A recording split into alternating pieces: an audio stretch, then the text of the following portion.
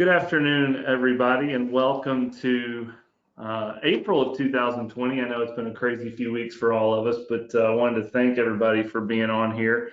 Going to give everybody a few more minutes to get logged in. Looks like we've got about 55 or 60 people signed in so far, but we had a full class of 75, so we'll give everybody a few extra minutes to get logged in before we get started. So I will bear with us for a couple minutes and then we'll be back to you.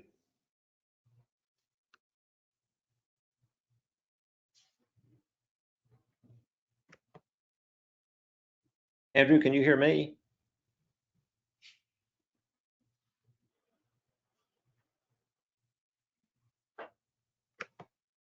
Yeah, I can hear you. Everybody should be able to hear you now. Okay. I'm going to mute myself again.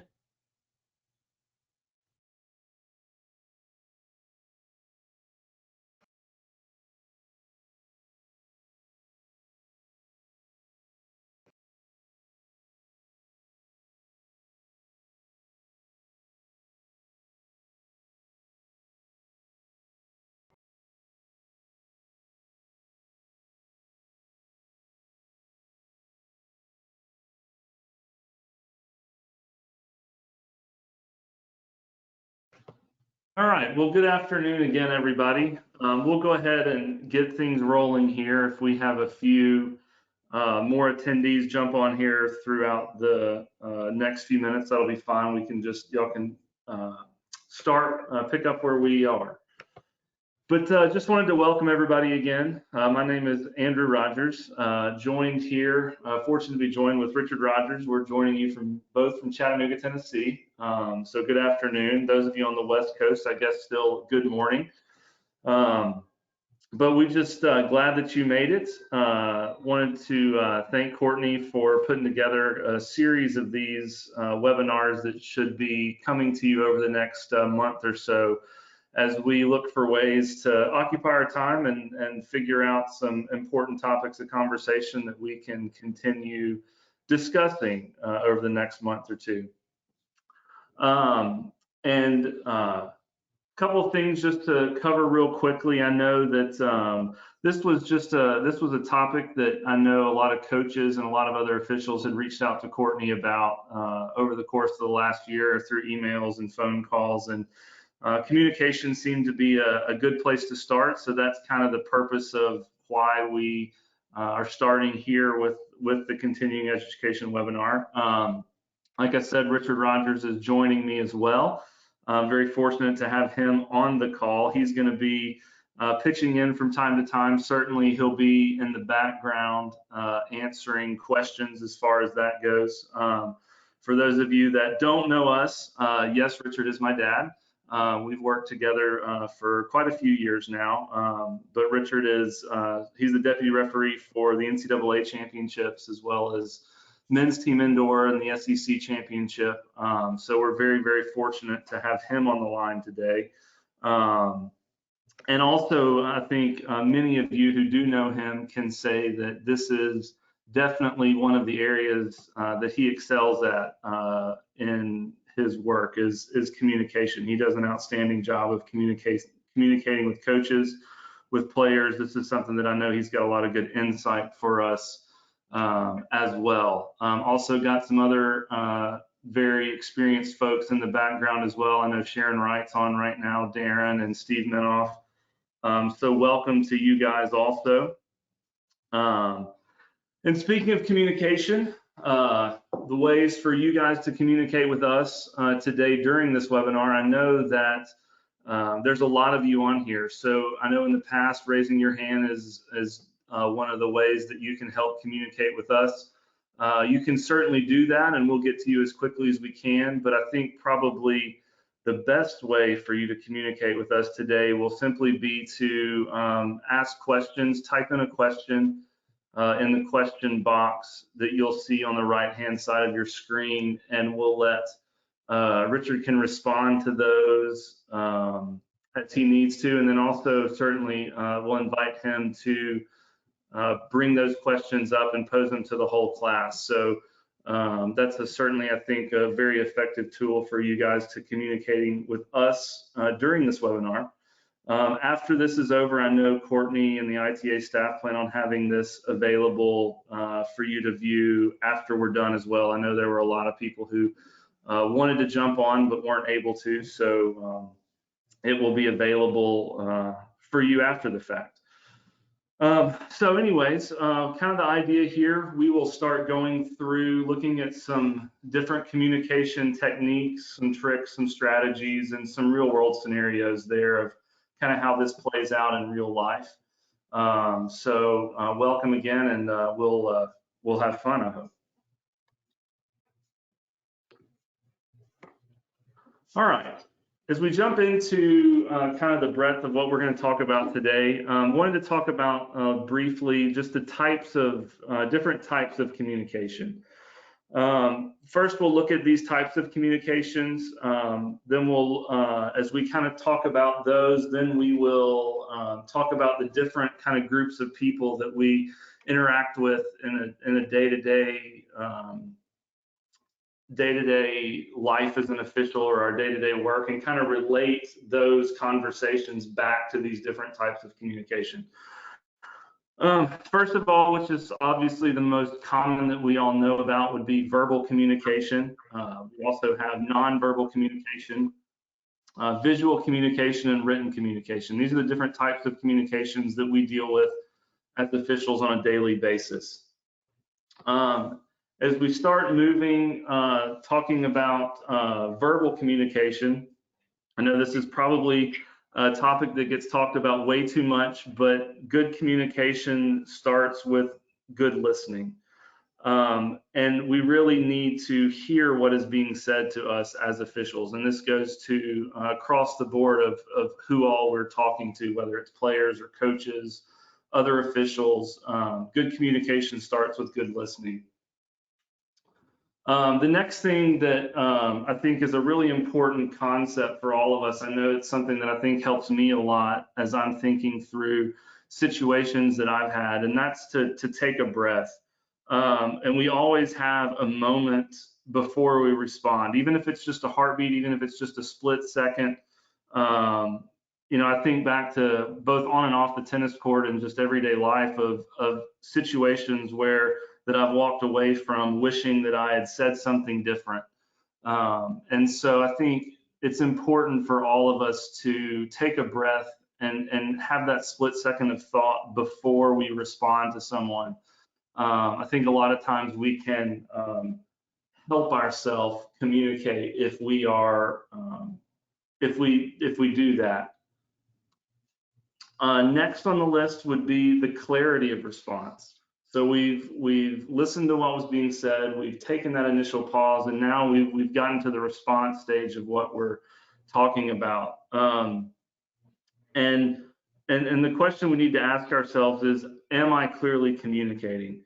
And the first thing I think that's important to me when I think about the clarity of response is to be clear in my own mind about what I'm trying to say.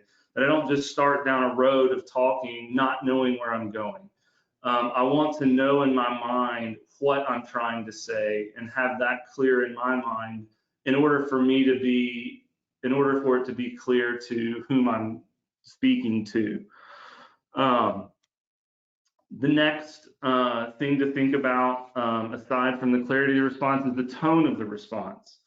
And I think this is a really important topic and a really important thing to think about as we're talking about speaking to someone, because the tone of our response, I think, speaks volumes to the emotional reaction, especially that we are eliciting from our listener. Also, the tone of our response must be persuasive. We need to sell it. And we need to make sure that we're selling our decision. Oftentimes I've found that I've watched officials that may have not made the right decision, but they've sold it so well that no one on the court has complained. The last thing to talk about here in the verbal types of communication is the brevity of the response. And I can't stress this enough in particular. And sometimes this is the hardest one for me, especially because for those of you that know me know that I can be long-winded. So that would say the brevity of the response is very, very important. If you can be brief and you can be persuasive, then a lot of times you don't leave the listener anywhere else to go with that. Real quickly, I'm going to pause and see, Richard, if we have any questions, make sure everybody's on.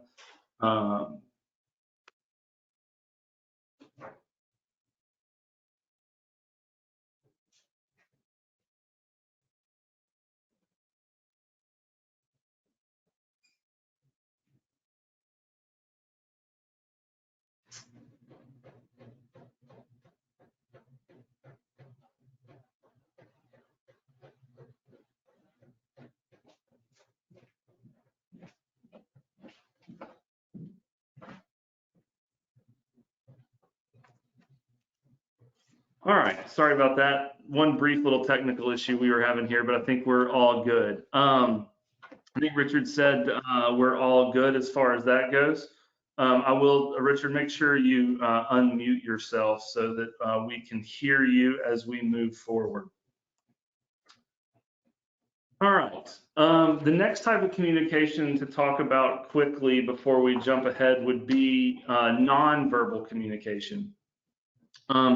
And in nonverbal communication, we start thinking about things like body language. I know that as you look through and read research and conversations and on communication in general, that most people will argue that more than 50% of our communication is nonverbal.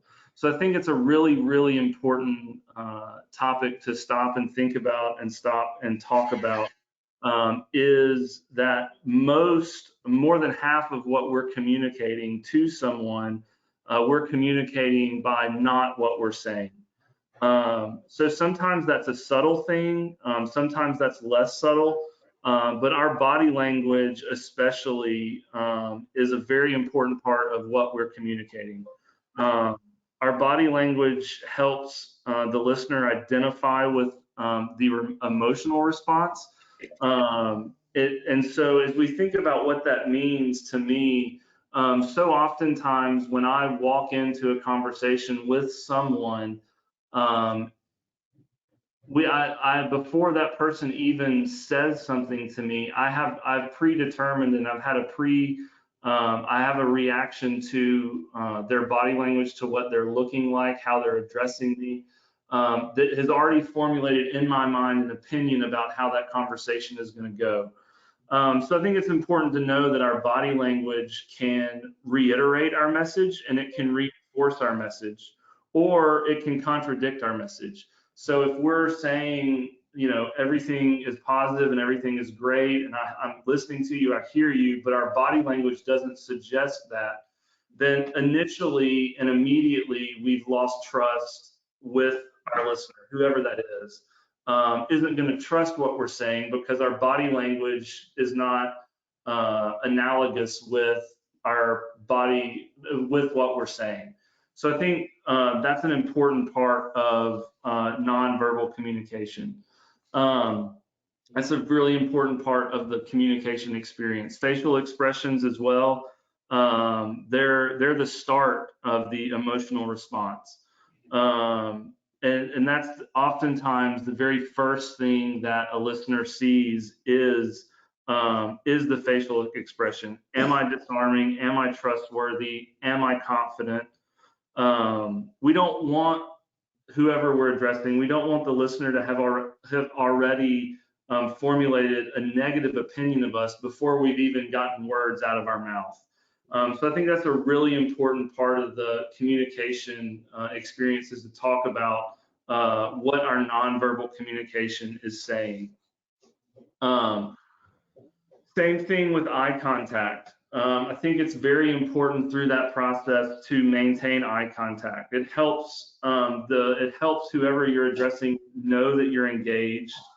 that makes them feel like you're an active part of the dialogue that is coming, whether or not it has or hasn't started yet. Maintaining eye contact is a very important part of that process. It tells the person that I'm engaged, I'm listening, and I'm focused on what's happening. I'll pause right there real quickly. Richard, anything to add to that? Anybody else are on the line have anything they want to add or any questions thus far? No, it looks, everybody looks good from here. Anything you want to add to the verbal and nonverbal kind of techniques and types of communication there? Well, your body language, facial expression, all that is so important when, whether you're addressing coach, crowd, whatever, other officials. The first impression people get is by what they're looking at. Are you confident? Are you engaged? Are you listening to them?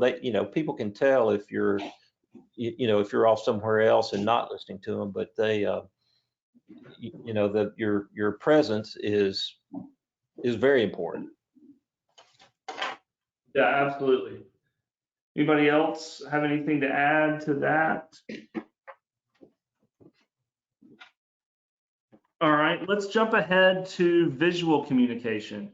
Sometimes I think this is something that can be very easily overlooked or devalued, but I think visual communication is a very important part of the equation as officials. And I say that to say that we need to look the part of being professional. That is, I think that's a huge, huge part of this this conversation to have. Be in uniform. Don't be sloppily dressed in the uniform. Have the shirt tucked in, or whether it's whatever that is that you do to look professional and look that part. I think is a really, really important concept. And it's the coach, a player, a spectator, whoever that is their first impression of you is how you look. Do you take pride in what you do? Are you focused on what you're doing? All of that starts with the visual impression that you're giving to someone. So I think that's a really important and sometimes easily overlooked. And I also think it's something that is, as we think about it, it's perhaps something that we have the most initial control over. We don't always have control over the weird situation that happens on court that starts a ticky-tack argument between players, or an unusual thing that happens that starts an argument with a coach. Like, we don't have control over a lot of those things, but how we look and how we present ourselves is something we always have control over. So I think that's a really important thing to just make sure that we nail down from the very beginning, so to speak. And then the last part of the communication types that I want to look at that we'll kind of touch briefly on at the end, especially, is written communication. And written communication probably deals more with after the fact, but post-match email, post-match follow-up, things like this. As officials, it's a great way to ask questions. As referees, it's a great way to give feedback. Also, taking care of other types of things that need to be done. And then we'll also start thinking about things as referees. We'll touch briefly on assigning, things about how to communicate well with other officials when you start that process as well. So other than that, before we kind of jump into the meat of the material, and kind of different ways to apply these types of communication and the applications of them to specific groups that we deal with. Anybody have any questions? Richard, what's it look like there in the background? Let's see. I don't really see any questions at this point. Okay. Everybody's just listening. All right. Well, that sounds good. Well, we can, anything you want to add, or you want to jump ahead, head into the communication groups? Let's go ahead and get into them. All right. All right. So As we were kind of thinking about this topic over the last few days, basically kind of what we thought about was um, the 5 different groups of people that we deal with on a daily basis as officials. We broke it down basically just like that. So the goal of kind of what we want to do and talk about for the purpose of this webinar is talk about communication with these 5 groups of people, talk about how we can relate these communication experiences back to those topics and techniques and things that we just talked about.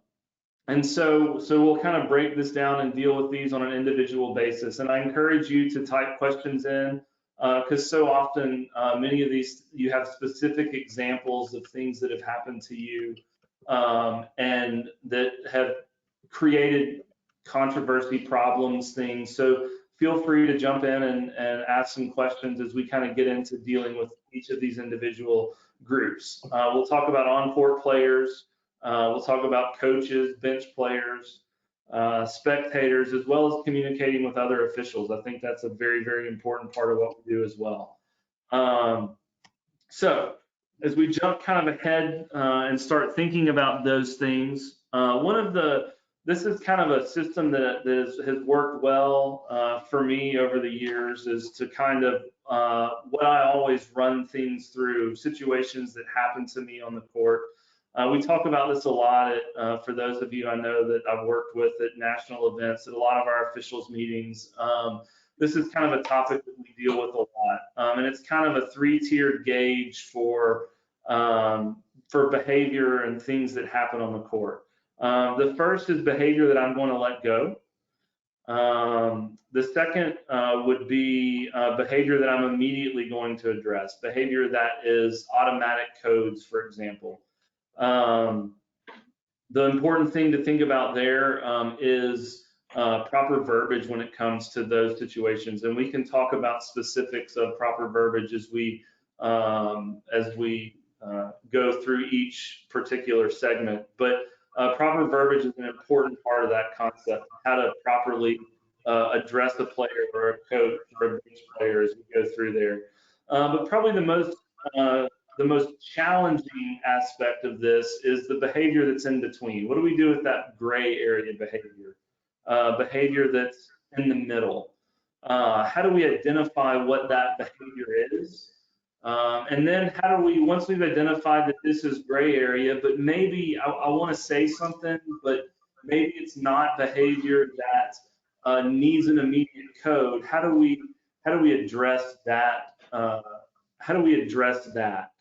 And to me, I know this is probably something that Darren had shared with me years and years ago, and a lot of other officials as well, that to me, one of the first things I think about when something happens is I ask myself, is this something that I can live with for the entire match? Is this behavior that I can tolerate for the next 3 hours or hour and a half or however long that match is going to last? Is this behavior that I can listen to for the duration? And if it is, then I'm probably going to let it go. But if it's behavior that, boy, I'm going to be really tired of this behavior over the course of the next 3 hours, then I probably need to say something. And so we'll talk a little bit about ways that we can handle those types of situations that hopefully don't ever have to get to the next phase, which would be having to code someone or having to throw a spectator out or whatever that is. If we can handle it well initially, then we don't ever get to plan B, so to speak.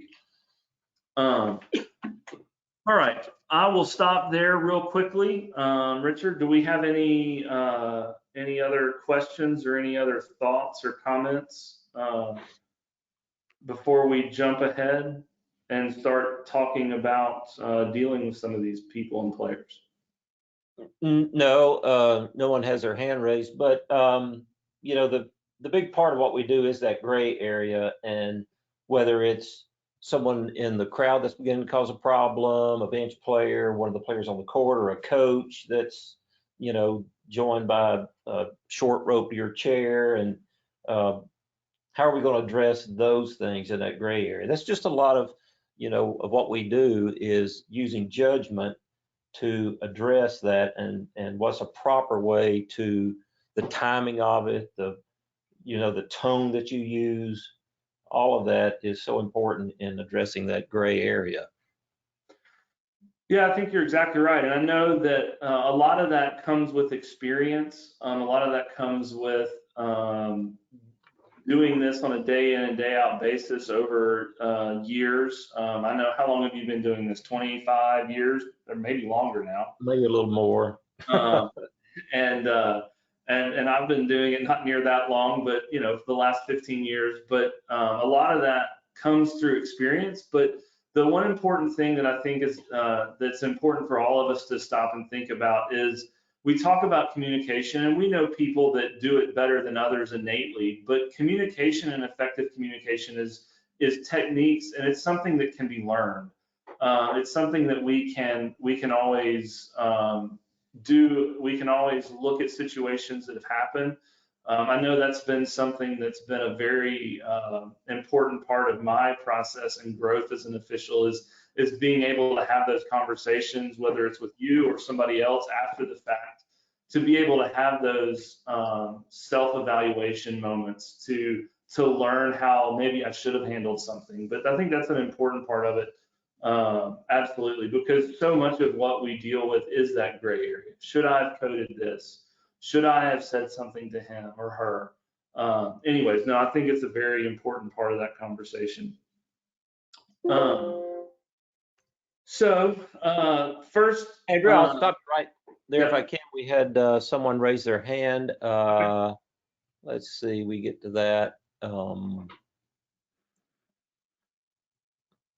I can get over there and unmute that person. There's a couple of hands raised. I see Kimberly. I see your hand is raised. Kimberly, you are unmuted. Go ahead. Are you there, Kimberly? What about, let's see, Joe, where is that? We've got Joseph Eway. You are unmuted, Joseph. You got a question for us? I do. How far should you go with a coach who is insistent upon the rule as written without any of the discretion that might go with it? That's a great question. And I want to make sure I'm understanding exactly what you want. And we'll talk more detail about that in a minute, especially when we start talking about coaches in particular, because I think that's something that is a really important topic to talk about. We certainly want to allow coaches the opportunity to disagree with us, but when is enough, right? So if I think it's a very, very important thing to talk about. But if I could just pause the answer to that a little bit until we kind of get through the on-court players and get to coaches, and then hopefully we'll address it at that time. How's that sound? That's fine. Awesome.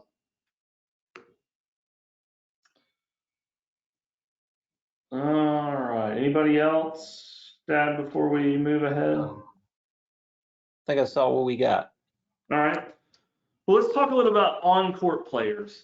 How do I deal as an official with a player who engages me? So I think that as we start thinking about these first couple of items here, a lot of times these are things that happen maybe within a split second. Sometimes these are things but this first split second can be so important in the overall scope of our communication. Is how we are able to assimilate what data we're getting in that first split second of the player engaging you, to transitioning from that to our verbalized response. Like, that short period of time is such an important part of how that overall conversation is going to go. The first thing I obviously immediately ask myself is why is this player saying something to me? Is the player arguing a line call? Is the player arguing something his opponent did? Whatever that is, we'll talk a little bit about specifics. in a second, but why is they engaged? Why are they saying something? Secondly, quickly we say, am I really listening? Does the player feel like I'm listening? And so I think that's where, as we start thinking about before we've even verbalized a response, that's where our nonverbal communication to the player is so important. That we've made eye contact with the player, that our body language suggests that we're listening to that player. Because the player has immediately formulated an opinion about me based upon how I'm looking at him and how I'm interacting with him before I've even said a word. Then as we transition, we need to ask ourselves, how are we going to respond? We take a breath and then say, okay, how am I going to respond to this? And that's where I think we use that three-tiered guidelines that we just talked about to say, okay, this is behavior that I'm probably going to let go, or this is the behavior that's immediately going to get a code, or this is behavior that's in the middle, that's in that gray area. So I think that one important thing to talk about and think about is let's look at a few specific examples. I would encourage you, all of you, to type in if you have a question about a specific thing that happened to you. Type that in and we'll bring it up with the group and talk about, do we think this is something that we should have immediately handled? So, the questions of, a player, arguing about a ball that's in or out.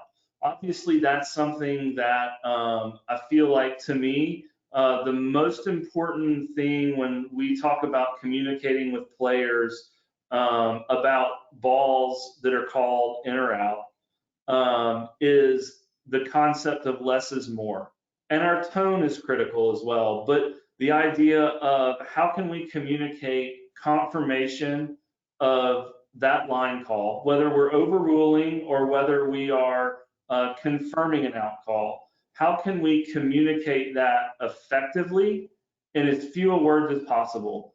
I think one of the things that I see more often than not when players and officials get into long drawn out arguments over line calls, it's over the official opening up, I don't want to say opening up Pandora's box, but opening up the door for a prolonged discussion over something that could have been handled very, very succinctly and not given a player anywhere to go. So it's, a simple confirmation of, yes, the ball was out. And make eye contact with the player, whether it's through nodding your head as well, however you want to do that, holding your finger out, and be confident in that. A lot of times I see coaches and players initiate that conversation because it's very obvious for me as an off-court referee that official had no clue whether or not that ball was in or out. Maybe the official did, but to me, viewing from off the court, I didn't have confidence because that official didn't appear to be engaged. The appeal comes and the official's not paying attention to the player. And it gives the player the feeling that the official isn't paying attention to what's going on in the overall match. Even though, hey, I know you saw that ball, but the player doesn't feel like you did.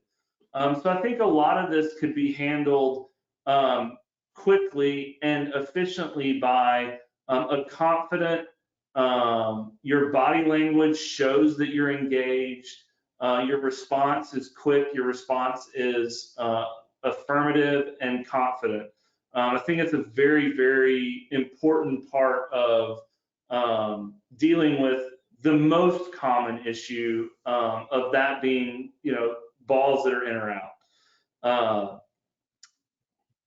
And then the next thing is, okay, well, how do we handle with behavior? And probably, I think we know behavior that's automatically going to be given a code violation. We all know that we're going to say code violation, whatever the offense, whatever the result, the player or the school. That's something that we need to get right, but we know how to handle that situation. I think the real important dialogue comes from how do we handle that situation that's in the middle? The player that takes his racket and swipes it across the back fence, or just hits his racket against the curtain on the indoor court that, you know, creates a huge commotion, or the player that tosses his racket to his bag from the service line. It's these types of situations where, well, am I going to code it? Am I not going to code it? How are we going to handle that situation? And I know that, you know, we talk about there's no such thing as warnings in college tennis. And so I don't ever like to use the word warning, but soft cautions are a very important part of what we do. As we talk about different tools that we have in our bag of ways to effectively control a match, a lot of times a soft caution is a really important tool that we can use. So to me, I think one of the things that's important is how do we communicate that soft caution, especially. And I think one thing I would like to encourage you to think about or do is how can I communicate that quickly and efficiently to a player where I'm not creating a big scene out of, you know, don't do that anymore, or the next one's a code, where I'm loudly verbalizing that from the chair. Oftentimes it can be, hey, at the end of the next point, the ball that was hit into the net, I can, as the players come in to get it, I can kind of quickly walk out and pick up that ball and hand it to the player and address the behavior then and say, hey, I know it's frustrating, but we need to keep in mind that, you know, you need to keep your racket off the court, or something like that, that can kind of communicate your point without verbalizing and without your tone being, you know, the next time you do that, it's a point. Maybe that's the direction we want to go, and that's a really strong soft caution. But a lot of times we can handle these situations with a quiet, efficient conversation with the player. A changeover would be if it's behavior that's just kind of borderline that we're going to deal with. Maybe, you know, 3 or 4 points later, you know, there's going to be a changeover. Maybe it's something you want to address with the player then. You know, if it's, you know, the issue of taunting, you know, how are we going to handle that? Are we going to address it immediately? What is the tone of that? What is the tone of that conversation? Important things to think about and how we're going to communicate with a player. All right, I'm going to stop there because I think I've said a lot in the matter of the last 3 minutes. And Richard, I'll let you pitch in and talk about anything that's being asked in the background, plus give me your kind of thoughts on things. Well, one thing we can do is there seems to be an issue reading these questions. I've got 5 or 6 in the queue, but I can unmute a couple of people to ask their question to the class, like Marcia Jones. If you have a question, I'm going to try to unmute you if I can. There we go. Do you have a question, Marcia? Well, I think he pretty much answered my question. It's when a player comes to the net, you know, and automatically says he's cheating, he's a cheater. You know, do you kind of just calm him down first, or do you, you know, just listen to what he said? You say, you know, that's unsportsmanlike conduct. But he sort of answered that question, so that's happened to me. Yeah, and I'm not sure if that's something that's really needs to be addressed right then and there with a code, or whether you just kind of try to, you know, calm it down first. Right. Yeah, that's something that's got to be addressed immediately, but do it respectfully, and, you know, don't get, you know, don't, you know, try to de-escalate the problem, but you'd have to, get on that one immediately. Yeah, I think that's an important thing to draw the distinction of too there. And I think what Richard was saying is that it is exactly right about something that needs to immediately be addressed with is when a player is transitioning, especially, and you have the feeling that they're talking at their opponent saying he's a cheater. You know, that's something that we need to step on immediately. You know, I can envision situations where I might immediately code that if given under the right circumstances. But probably more often than not, if I haven't had too many issues in the match, otherwise outstanding, that's behavior that I'm going to have a conversation with that player right then about, and let him know that, hey, I get you're frustrated. I will take care of fixing mistakes, but I agree with the player's call. And, you can't you can't say things like that. You can't call your player a cheater. That's considered unsportsmanlike. If I hear that again, that's going to be a code. Yeah. But let the player know that initially that they have an outlet and a resource to, they need to be directing their frustration about that to you, and you will be dealing with problems with line calls on court. You're going to fix a mistake.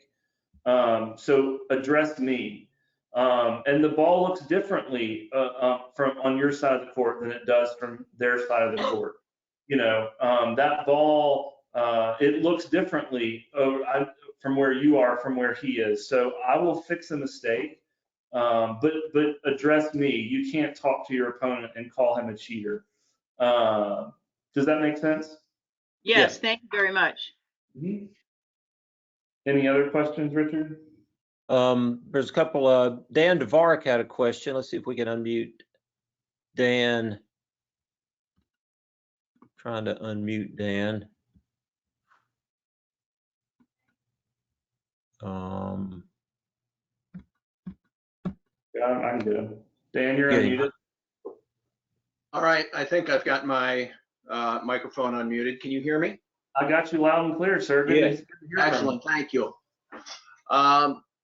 My question was, and I'm trying to play off of Marcia's question here a little bit.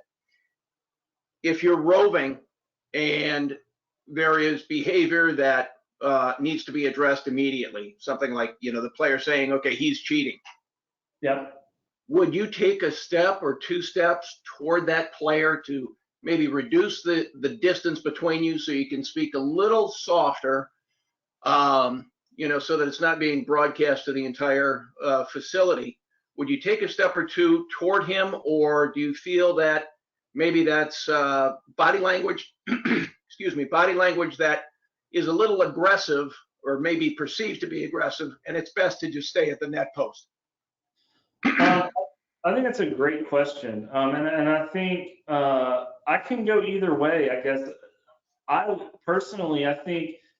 think it's effective to be able to take a step or two, as long as you can do that and not have it come across as threatening. So I think to some extent the answer to that is going to depend upon how the flow of the rest of the match has gone. Have you already had problems with that player? Are you and that player already in an antagonistic kind of relationship, so to speak? And if I feel like that player already doesn't have good feelings towards me, maybe through no fault of my own, then I may just address it from the net post.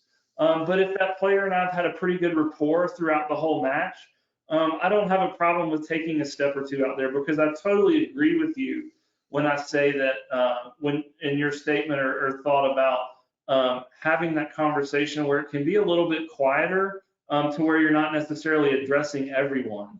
Because sometimes I think, I hear that from a coach, maybe an opposing coach, when I from the chair, if I, in the chair have, warned a player, so to speak, for lack of a better word, and the opposing coach is like, well, I mean, are you just going to let that go? Like, are you not going to code that? My player did this on court 3 earlier and he got coded, right?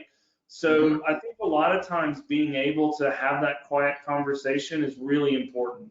But I think more importantly maybe is the overall tone of the rest of the match and kind of how that is going. Does that make sense and maybe answer some of your question? Yeah, it does. I asked the question because I have often, at all levels, found myself taking that step or two just naturally, and then Right. I find myself in the doubles alley, and I think, oh, geez, maybe I shouldn't be out here. Maybe I should be back at the net post. So I wanted to get another perspective on it, first of all. Yeah, I think it's a situation you don't want to come across as you're trying to intimidate somebody. Yeah. But if it's just a private conversation that you want to have, if you close that distance, it could be effective just to communicate a quiet message that you want to tell somebody. Okay. Now, just I as a think- follow-up to that, what if you're in the chair? Would you call a player, closer to you? Not very frequently, but I Yeah, have that's done my that. thought But is, I would not necessarily recommend calling a player close to you. I would try to find an opportunity to where I could, say something in a changeover, or more often than not, I get down to get the next ball that goes into the net and, quickly hop down out of the chair and do that and toss the ball to the player, and say something, under the guise of getting that ball and giving to him. I think what Richard said about intimidating is kind of the key element there. And if you've kind of have an antagonistic experience with that player over the course of the match, when you take those two steps out, it could be perceived as intimidating. And that's definitely not the conversation we want to have or the appearance we want to have.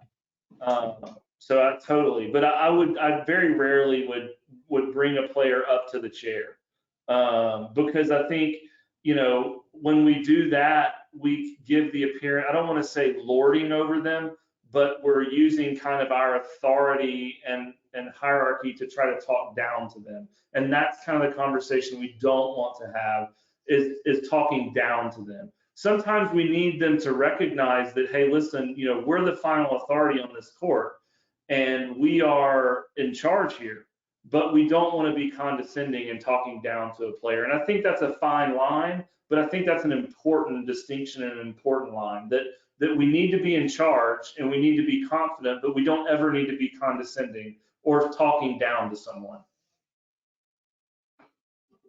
That all makes sense. Thank you. Okay, you want to move on then at this point?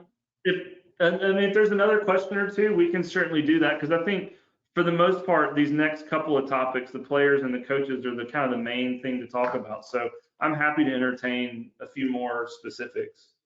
All right, let's see if Sandy Pulley, let's see if we can get her unmuted. She had a question. Sandy's unmuted, go ahead. I didn't have a question, and it's Shandy, by the way. Shandy. I said, based on Dan's comment, that I would do as the player does. For instance, the player walks up towards me saying he's cheating. I would take a step out there and address the issue, as opposed to moving first. I would follow the player's lead. If the player's coming to me, means he's confident in me enough to take care of the situation. I would be confident enough with him to respond. Yeah, I think that's an excellent point.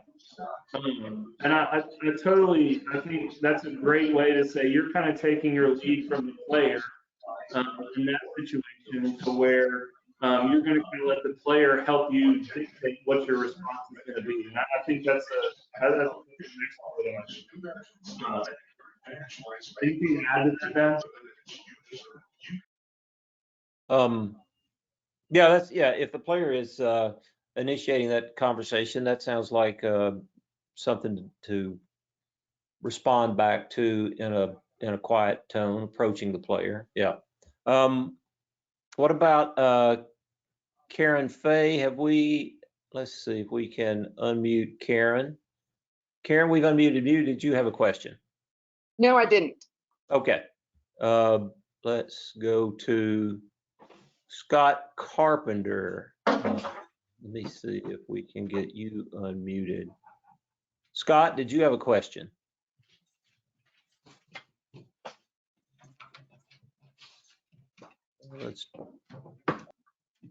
Let's check on Mark Kazmatis. Let me see if we can get you unmuted. Mark, did you have a question? Yeah, thanks, Richard. entered a question in the chat. It's not really talking about players. I hope it's okay to bring up a question about coaches at this point. You can. Sure. I was just wondering, occasionally you'll see a player has just lost a match and the coach is dealing with the player afterwards, and it can get a little bit heated. And so you might see some behavior on the part of the coach, some yelling, maybe some profanity, even some touching. And I'm wondering kind of at what point do you intervene, because you're really kind of stepping into the administrative authority of the coach there. You know, this is behavior that's not really allowed. It could be disrupting the match. You know, it could be unacceptable behavior. You know, are there reporting requirements?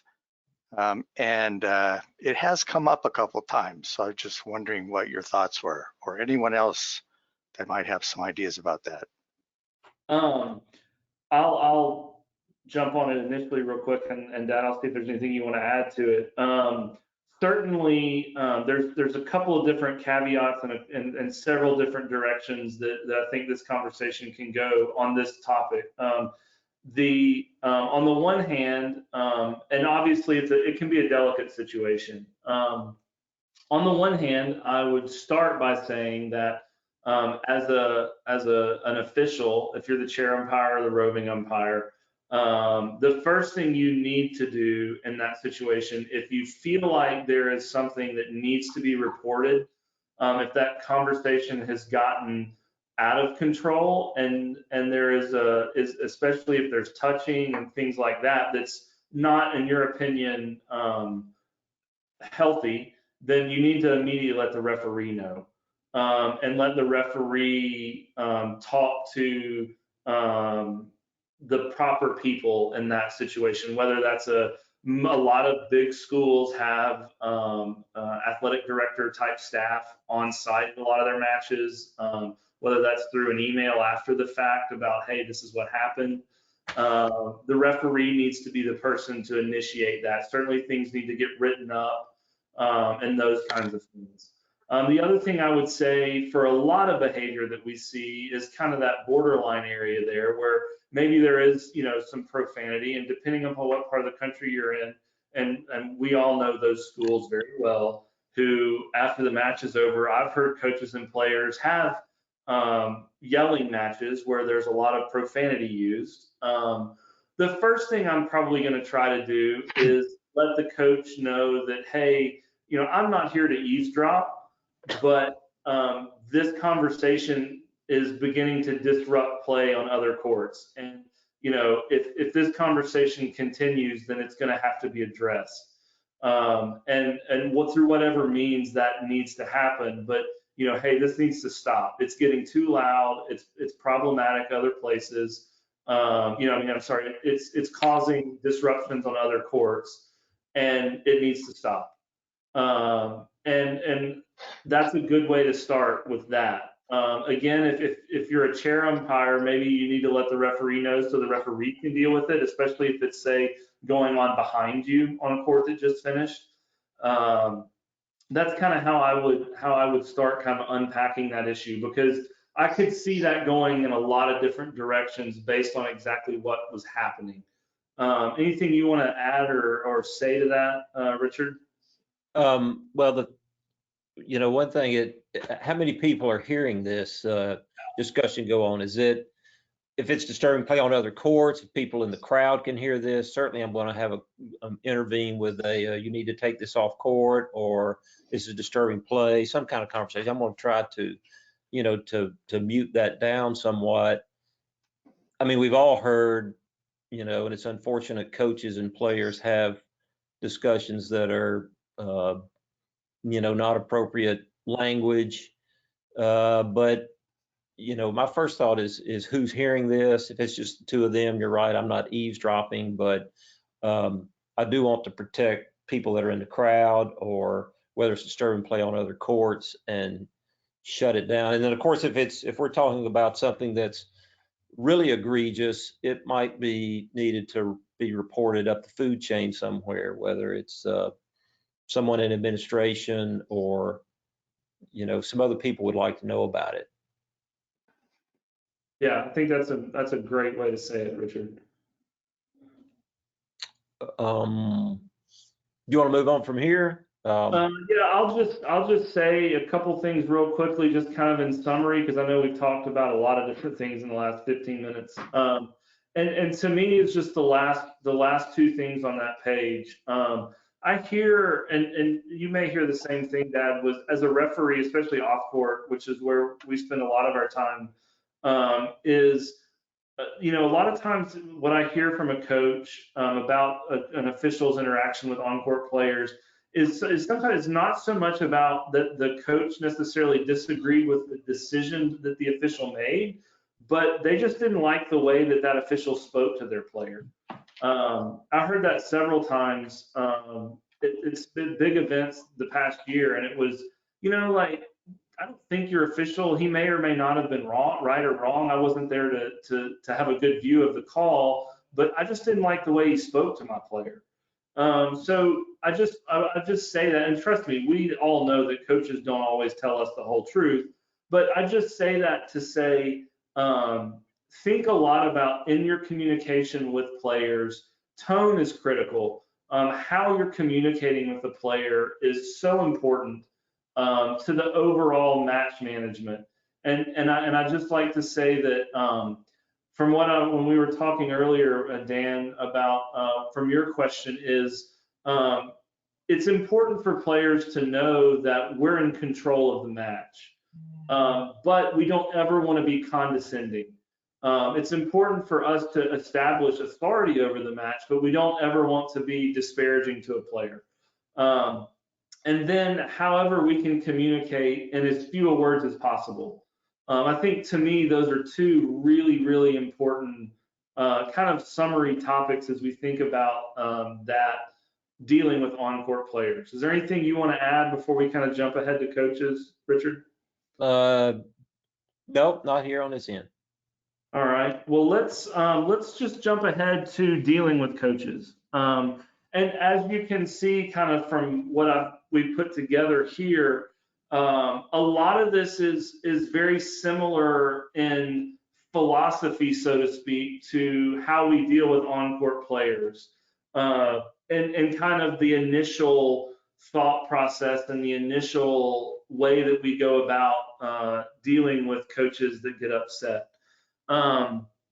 The first thing is, and some of this comes again through experience, but why is the coach disagreeing with me? The coach certainly has a right to disagree with you about a line call, or sometimes, hey, I've had the coach tell me, he came up to the chair and said, listen, totally agree with what you're saying. I'm just going to argue with you because my player needs to know that I support him. So why is the coach disagreeing with me? Is it because he's just supporting his player, or does he legitimately disagree with the decision that I made? I think that's an important, but maybe sometimes subtle, but an important distinction there. But aside from that, to think about what we thought, what we talked about a few minutes ago, but am I listening to the coach? Does the coach feel like I'm listening? And then especially so important when we're talking to coaches, to think about and to take that breath and to take that extra second before we respond to a coach, to talk about, okay, is this conversation that's getting ready to happen, how can I make this conversation constructive, and how can I make this conversation quick? And to jump ahead really quickly to the bottom, I think that's a really important thing to think about when having a conversation on the court with a coach. Because any of these on-court conversations with coaches, or a lot of them, not any of them, but a lot of them are taking a pause from the actual flow of the match. So you need to ask yourself the question, is this conversation going to be constructive? If so, then let's have it. But if not, let's figure out a way to stop this conversation. And if it needs to happen later, it'll happen later, but let's stop it now. And then I think we also certainly need to apply the same things we thought about with on-court players. And is the coach being professional? When I'm at, it's a big point of emphasis when I'm having coaches meetings for events and when I'm having officials meetings for events, that I tell every single coach, it is perfectly okay for you to disagree with my officials on the court, but you have to be professional in your interactions with them. And I say the same thing to the officials when we have our officials meeting later that night, that it's okay for a coach to disagree with you, but you need to be professional in your response to them. And I've told them the exact same thing that I'm telling you, that is an important part of that. I think that especially when dealing with coaches, this is probably the most important time for us to figure out ways to utilize effectively a quote unquote idea of a soft caution, and then recognize when, no, this behavior is over the line and we need to immediately step on this. And I think with dealing with coaches, that's a really important distinction. I think overall, and you may, I'll let you disagree if you want a little bit, Dad, but that in the last couple of years with the change in the coaches' code of conduct penalties, we've seen a big improvement in coaches' behavior overall. Coaches don't feel like they have a freebie, maybe, so to speak, and they don't want to penalize their player. But sometimes coaches can't help themselves, and sometimes they just, they shoot a comment off the cuff and it's inappropriate and it needs to be stopped. Yeah. I was going to say, sometimes coaches, a game gets to be 30-love, 40-love, and they want to engage in an argument, and it interrupts the flow of that game, and it's tough to engage in a conversation with a coach at that point when it's interrupting play, and you have to make a decision on, we can address this at the changeover, but we need to continue to play. I don't know if you need to say, let's play, show them the clock. It's a fine balance between listening to the coach, understanding his question, and if it's not something that needs to be addressed right then, or he just wants to argue for argument's sake, then, the conversation needs to be stopped and the game continued. And, we've all been in that situation before that, that it's done to interfere with play. Yeah, I think there's definitely there can be a sense where the argument is done to interrupt the flow of the match, whether it's breaking a rhythm of a server, whether it's, hey, my guy serving was up 40-love and now he's lost a couple of points, or he's, my guy's up, the guy serving's up 40-love and, now we've, done something otherwise to disrupt the rhythm of that game. And I think you're exactly right, that it's really important to be able to distinguish when the conversation needs to stop. And one of the phrase that I like to use, this is just, a phrase that I like to use is, coach, I hear what you're saying, I'm hearing you, or I'm listening to you, but we're done talking about this right now. We need to play. And, we can have that conversation later, but, we've told the coach, I'm listening to you. I hear what you're saying, but right now is not the time to talk about this. We're moving on. And we need to say this in such a way that, coach, I hear you. But we need to be very assertive when we say, but it's time to move on. So the coach knows and the coach recognizes that, okay, I've made my point. He's heard me, but he's not going to take any more right now. I think that's a really, really important, very important thing to talk about, or to realize and understand the distinction of that. That's a really good point, Dad. Yeah. And I think the other thing, much like the players that we talk about, it's important to ask yourself as the official, to ask yourself the question, is this behavior that I can live with all day? If it's the constant, yipping in your ear about the line call every third point, what is the behavior? Am I going to be able to sit here and listen to this coach do this all day? If not, then maybe we need to figure out a way to address this. and let's figure out a way to have that conversation where we're cautioning the coach and let him know that, hey, listen, coach, this is the line and you're getting close to it. So we don't want to have to get to plan B here, which is, where we're giving you a code. So how can we address this behavior to where we don't ever get to that step? Because the coach, I think very much so, coaches don't want to penalize their players. So more often than not, how can we communicate to a coach that he's being heard and we're listening to what he's saying, even though we may not agree with it, but we're both going to be able to move on with the rest of the match. I think that's kind of the important thing there.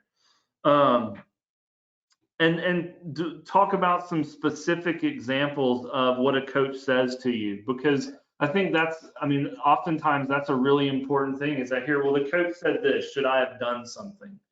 And, the question is, and sometimes maybe the way we respond to the coaches, so what I'm hearing you say is this, and so now this is how we're going to address it. But how do we address the coach that says, you're blind, or the coach that says you can't see, and why are you even out here? Like these kinds of comments, are they gray area, or do they need to immediately be given a coach's conduct point penalty? What are your thoughts on that situation, and how do we handle that? So, if a coach comes to me and says, man, you really missed that one. Well, maybe I'm just going to let that go, and maybe I'm just going to say nothing at all, or maybe I'm going to tell the coach, that's not how I saw it. I saw it, I didn't see any space, and that's all we say, and that's the end of it. Or a coach says, you're blind. Well, that's a situation where I'm going to have to think pretty long and hard about the tone of what he said to me, because I could easily construe a coach saying you're blind as him saying something intentionally disparaging, or maybe I'm going to construe that as he's just kind of saying something off the cuff, and I need to let him know, coach, you're really close to that line. That's enough. I hear you. I don't agree with that. But we're going to stop that right now. And we don't give the official coach's conduct. But in another scenario, I could envision and support the coach's code for a comment like that.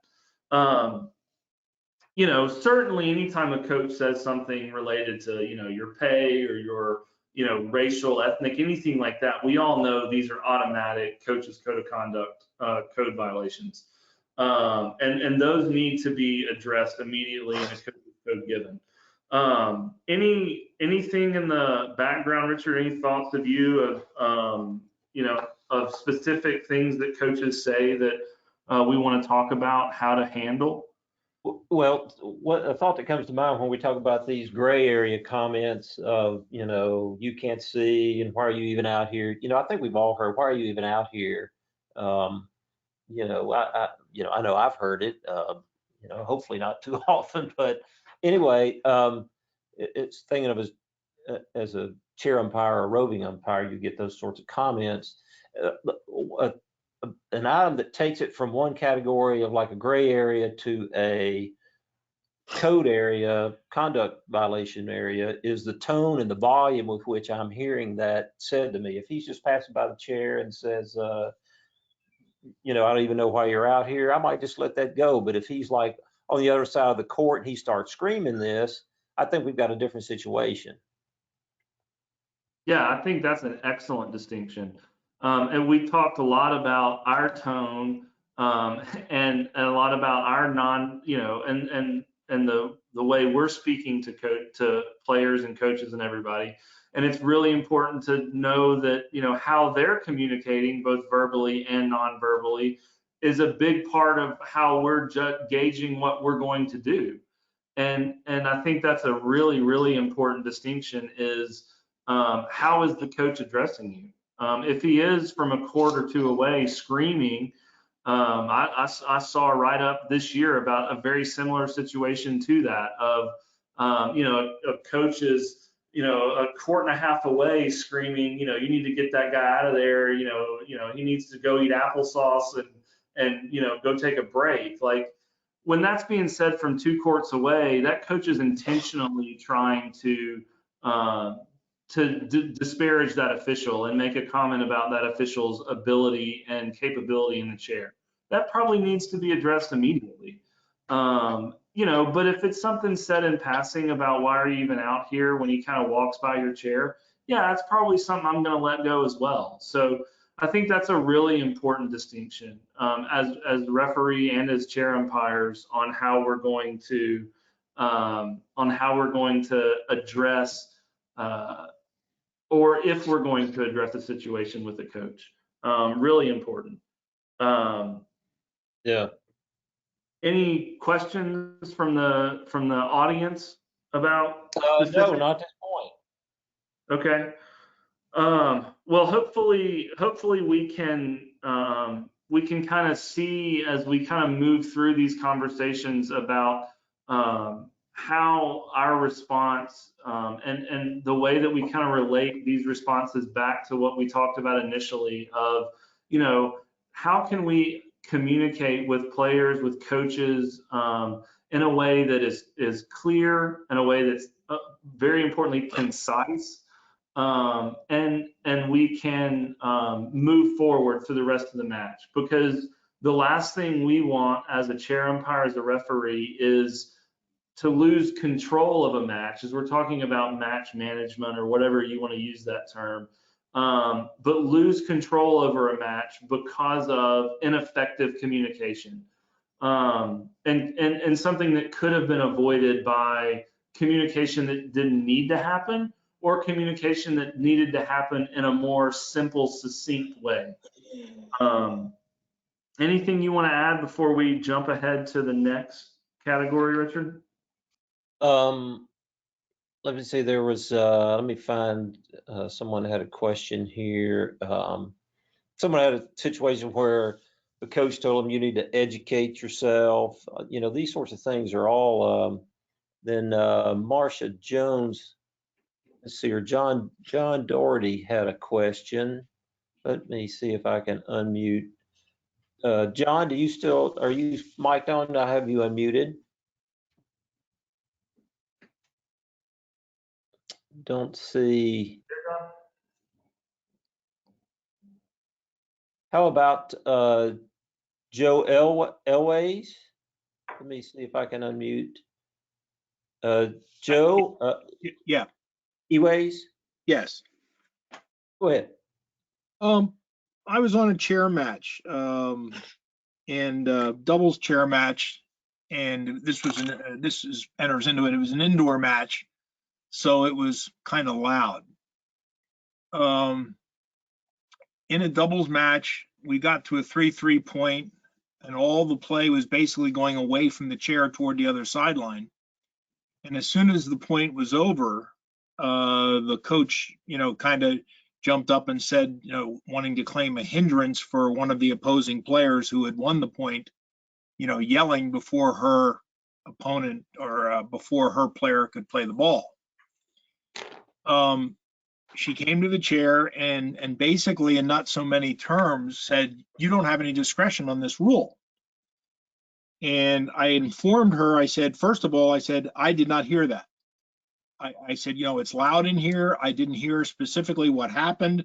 So we're going to play on, and you've lost the point, which means you lost the game. And she said, well, you don't have discretion on that. And she starts probing me she said to me, well, ask the other player if she said it.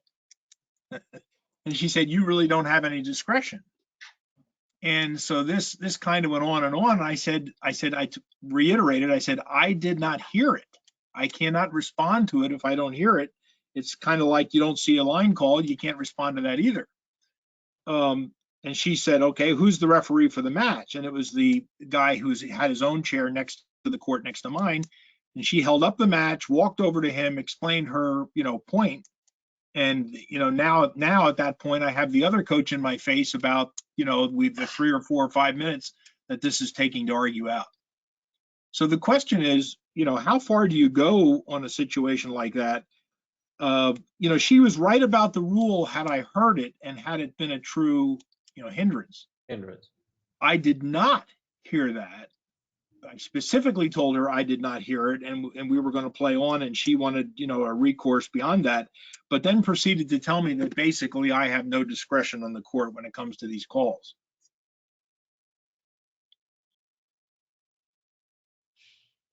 You want to take that one first, Dad? Or do you want me to jump in? You jump in there. Go ahead.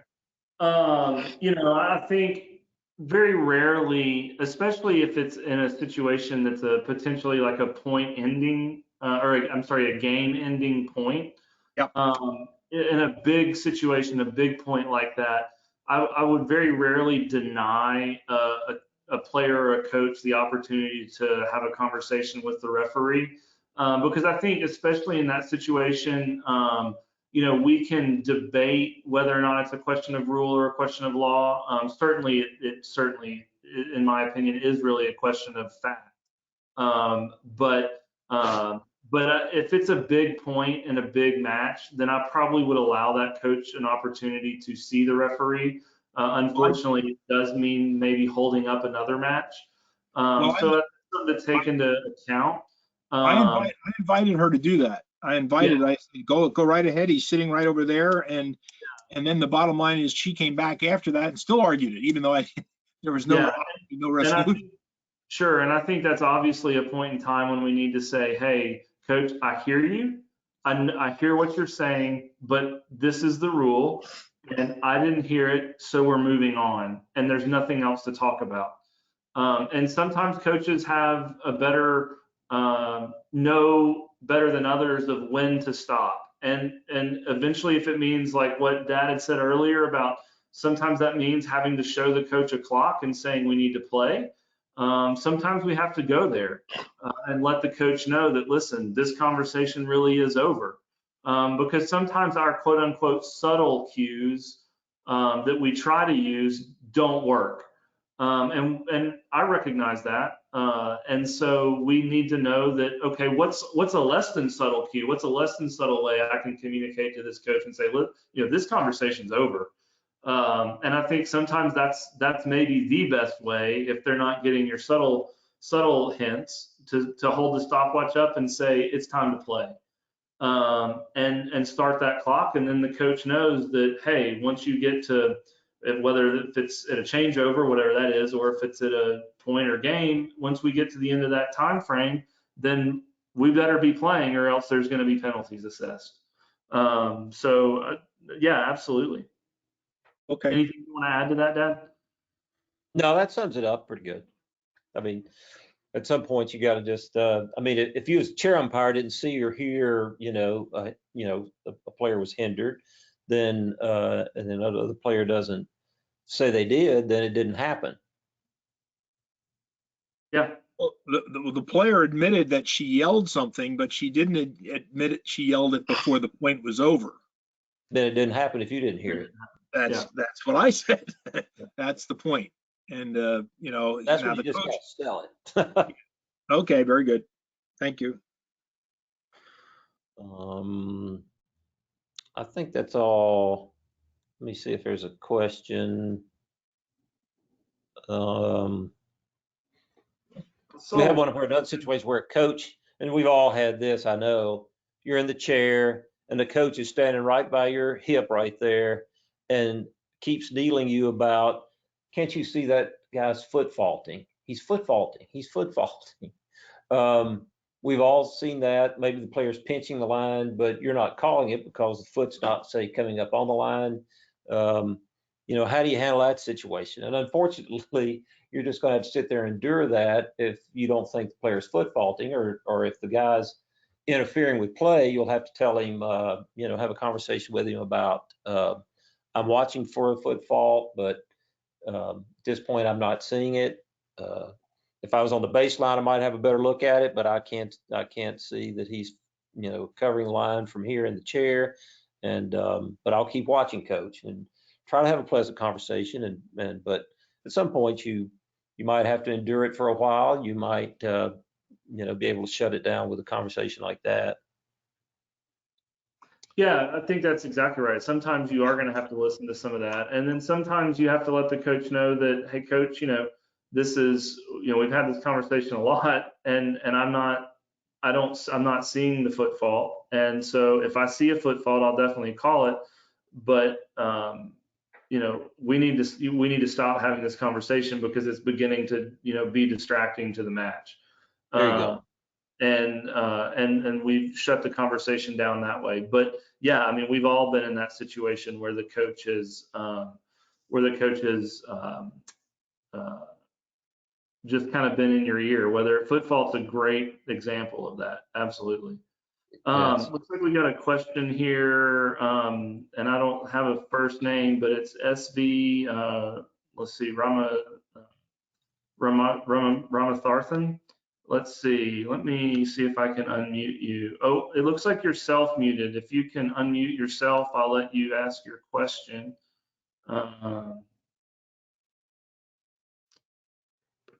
Okay. We got one more hand up here.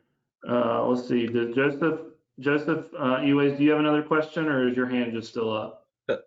Oh, no, I do not. Yes. Okay. I'm sorry. Okay. No worries at all. Not a problem at all. I'm just going through and cleaning all that up before we moved ahead. Let's see. I don't see anything else. All right. Well, let's move ahead. We've talked about on-court players and coaches. Let's jump ahead to bench players real quickly. And I don't want us to get bogged down too much in specific bench player, spectator behavior. I know Courtney had indicated to me that she's planning on doing a webinar, or someone doing a webinar talking about specifically bench players and spectators. But I think it's something nonetheless important for us to talk about to some extent, because obviously it's a big part of matches, and it's a really big part of dual matches, big conference dual matches especially, is to how these situations are handled. So I do want to especially focus on, as chair umpires and as referees, how we communicate with each other in these situations, how as a chair umpire how a referee, especially an off-court referee, can help be a part of that solution. Anyways, and then talk about some specific things that happen. But first of all, who is responsible for bench players' behavior? And I think specifically who's responsible for dealing with bench player behavior. And as chair umpire, as a referee, and how do we go about dealing with this types of behavior? And I think what's really important is, as a chair umpire, a lot of times for me, especially if I want to ever deal with bench players in a quote unquote soft caution way, I very rarely am going to address it from the chair. I'm either going to get my referee to help me with that situation, or I'm going to find time at a changeover or a set break or something when I can get out of the chair and go speak quietly with those bench players. A lot of times I like to start with something positive. If it's behavior that just maybe needs a caution, I'll start with something positive and say, I really like your enthusiasm, but or I want you to be able to stay here and support your team, but so think of ways that we can start that conversation out on a positive note, and then address the behavior. I like your enthusiasm, but keep in mind that it needs to stay positive. It can't be directed, or it can't be disparaging at another player. Whether it's he doesn't want it, or she doesn't want it, or things like that. Like, I like the enthusiasm, but we need to stop that line. Like, we need it to just be cheering for your team. So a lot of times I think that's an important part of that conversation. And I think especially when it comes to communicating with bench players and spectators, being a proactive official or a referee is a really helpful tool. And hopefully if you're a chair umpire, you have a proactive referee who you can notify and they can assist you, because a lot of times bench player and spectator behavior can be curtailed and the problems be eliminated before we ever have to get to that next level. Sometimes, hey, it's going to happen and we have to go there. But if there's ways for us to stop it before it gets too bad, then I think we've effectively been proactive as officials. Anything specific related to that, Dad, before we kind of jump on to specifics of notifying and communicating back and forth? No, oftentimes though, the referee is the person that's most able to have those conversations with those bench players, and it's easier for them because they're off. Hopefully, in a situation they're off court. At a bigger school, I guess they're off court, or if you're roving, you have an opportunity to do it. But it's difficult for a chair umpire to come over to bench players and have a conversation. But if you can engage your referee, notify him somehow, tell him what's going on, what you're hearing, and the referee can be a big help in that situation. I've heard you use the line several times of, especially at a school, that, hey, you're a referee and you've been to this school off and on, and you've just known the coaches and the players for a long time through the years. Is, you've got a player that's a bench player in singles, and there's a big group of them standing there, and you go to that player and you said, John, for just an example of the name, I'm holding you responsible for their behavior here. You and I are going to keep them in line, right? And how can, you're going to help me with this. You don't, maybe not so much use the line, you're responsible for them, but, to tell them, hey, you and I are going to make sure that we're keeping these people under control right here, right? I love that line you've used with people at times. So specifically, when should we notify a referee? If the referee is in the chair, let's say, and they don't really have, you've notified them, say that there's an issue, but they're not really that able to get down and talk to the bench player. Maybe you have to do it at a changeover.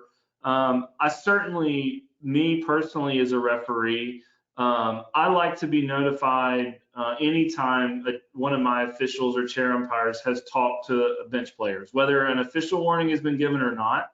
I think that's a really important part of the communication process, is just keeping the referee in the loop. If I'm an off-court referee, then I'm going to go monitor that behavior. But if I'm an on-court referee, it just cues me into a potential problem. And so I think that's really important. Obviously, if you've given a bench harassment warning, then you need to notify your referee immediately. I can't stress this enough when it comes to officials communicating with other officials during a match, especially when you have a referee in the chair. Radios, walkie-talkies are a huge, huge benefit to be able to communicate with each other. And I know it's kind of it's a weird way to say that's, to tag that into a webinar on communication techniques, but radios are really, really important. And I know many referees have their own, officials have their own, some schools do. I certainly encourage all of you to figure out a way, if you buy a couple of them yourself or many of them talk to each other. That's a really, really important part of that equation, to be able to communicate. But the referee obviously needs to be notified anytime an official bench warning is given. And then that way that the referee can communicate that to other chair umpires, because once that's happened somewhere, it needs to be communicated down the line. And as referees, please know that if one of your officials has given a bench harassment warning officially, that you need to communicate that behavior, that warning to all of your other officials. It's really important to make that happen, because if it happens again, then obviously we go to the next level. So just really important as far as that goes. Any questions from anybody on how we want to handle bench player communications, how we can be proactive, or how we can, if something that needs to be dealt with immediately? I don't see any questions on this end. No. Anything you want to add, Dad, to kind of that topic? No, I think we can move on to our next topic. Okay. Well, let's quickly jump ahead to spectators, and how we're dealing with spectator behavior. And first of all, who's responsible for spectator behavior? We know what the rules say, that the game day management, the head coach, the head coach of the home team. How can we? Who's responsible for dealing with that? I think first and foremost, when it comes to spectators and dealing with spectator behavior, I always like to look at it through the lens of, hey, to start with, we want spectators to be at college tennis. It's one of the things to me that makes college tennis so exciting. That is spectators, and at times very loud, very boisterous cheering. We've been at NCAA tournaments where I couldn't hear myself think on the court because it's such a festive and loud atmosphere. In some ways, that makes it really exciting. That's kind of what separates college tennis from a lot of other tennis, is some of that excitement. So we want that to be an important part of college tennis. But we also need to know when and how to deal with problems as they arise. And so that's kind of why we put together this first little section here that talks about know when and how to address the crowd. We need the behavior to check a few boxes, so to speak. Is the behavior intentional? Is the behavior clearly meant to disrupt or distract? And is the behavior directed at a specific individual or individuals, and is it disparaging? I think those are really important boxes to check, so to speak, in your mind before you deal with, or when you know that you're going to deal with spectator behavior. And so I think as we think about those things and think about addressing them, I think it's important to know that oftentimes spectator behavior can be dealt with a proactive conversation, whether that's an off-court referee, hopefully you have, or if you're roving, the referee can walk off court to do that. Because so often our spectators they're uninformed. And I don't want to mean uninformed in that they're not intelligent. I just mean that they don't know the rules of tennis, and they're not familiar with the rules of college tennis. And so it's really important to be able to have a proactive conversation for marginal behavior. Maybe the cheering was intentional, but maybe it wasn't meant to distract someone. They didn't know that they couldn't say something like that. I know you had an example this year. It happened at a match at Georgia, one of the few matches we actually had this year, where the football coach brought some players from the football team, and they started oohing and aahing during the middle of a point. Clearly, it was an example of spectators that weren't aware of the rules of tennis. And so a quick positive conversation with them after the point was over. They were very respectful, and they were very happy to adjust their behavior, were they not? Yeah, that was a great example of a group of spectators that came in. There was probably 40 of them, and they were enthusiastic, obviously, and it was great for the whole crowd atmosphere, because the home team, they were glad to see their team supporting another varsity sport, and so it was all fun. But they didn't know, as the rally's going on, a ball going back and forth, there was like, yeah, oh, and they just didn't know it. So we finished that game, and I came out and had a little quick training session with them, and they were respectful, and it was good to have them there the rest of the match. Yeah, and I think that that's an important thing to say, is that it was good to have them there, and I like to do the same thing, and that's start these conversations with the same thing we talked about with bench players. Start it with a positive. Whereas if you say, I'm really glad you're here supporting the team, but just keep in mind, college tennis, we need positive cheering. Conversations can't be directed at officials, at players. We don't want to hear things about, that guy's cheating or that official doesn't know what they're doing. And sometimes I've had conversations with spectators who they go to a lot of football and basketball games where it's common to yell that the ref sucks, right? Well, we don't really say that in college tennis. So educating them on how it goes and how it's supposed to happen, and doing that in a positive and effective way can eliminate a lot of these problems. And so I think it's important to also recognize the tone of how you communicate that. Be disarming, don't be intimidating, and don't be threatening, but be confident and be professional and be assertive and say, hey, I'm really happy you're here, but we need to know that, hey, this is not how cheering in college tennis goes. We're expected to follow these standards, and so we need to do that. So I think that's a really important thing. And as a chair umpire, if we get us in a situation where, hey, one of the most common things that happens is inadvertent noise. That's probably the most common spectator issue. Hey, the kid, in a doubles match, one of the players hits an overhead. The audience thinks it's going to be a winner. They erupt in cheering. All of a sudden, the receivers have a play on the ball. They hit the ball back, and then you've got a coach and a receiver and the opponent staring at you, going, "Hey, what do you mean?" The crowd's cheering. Hey, 99% of the time, to me, this is inadvertent noise. That was not intentional.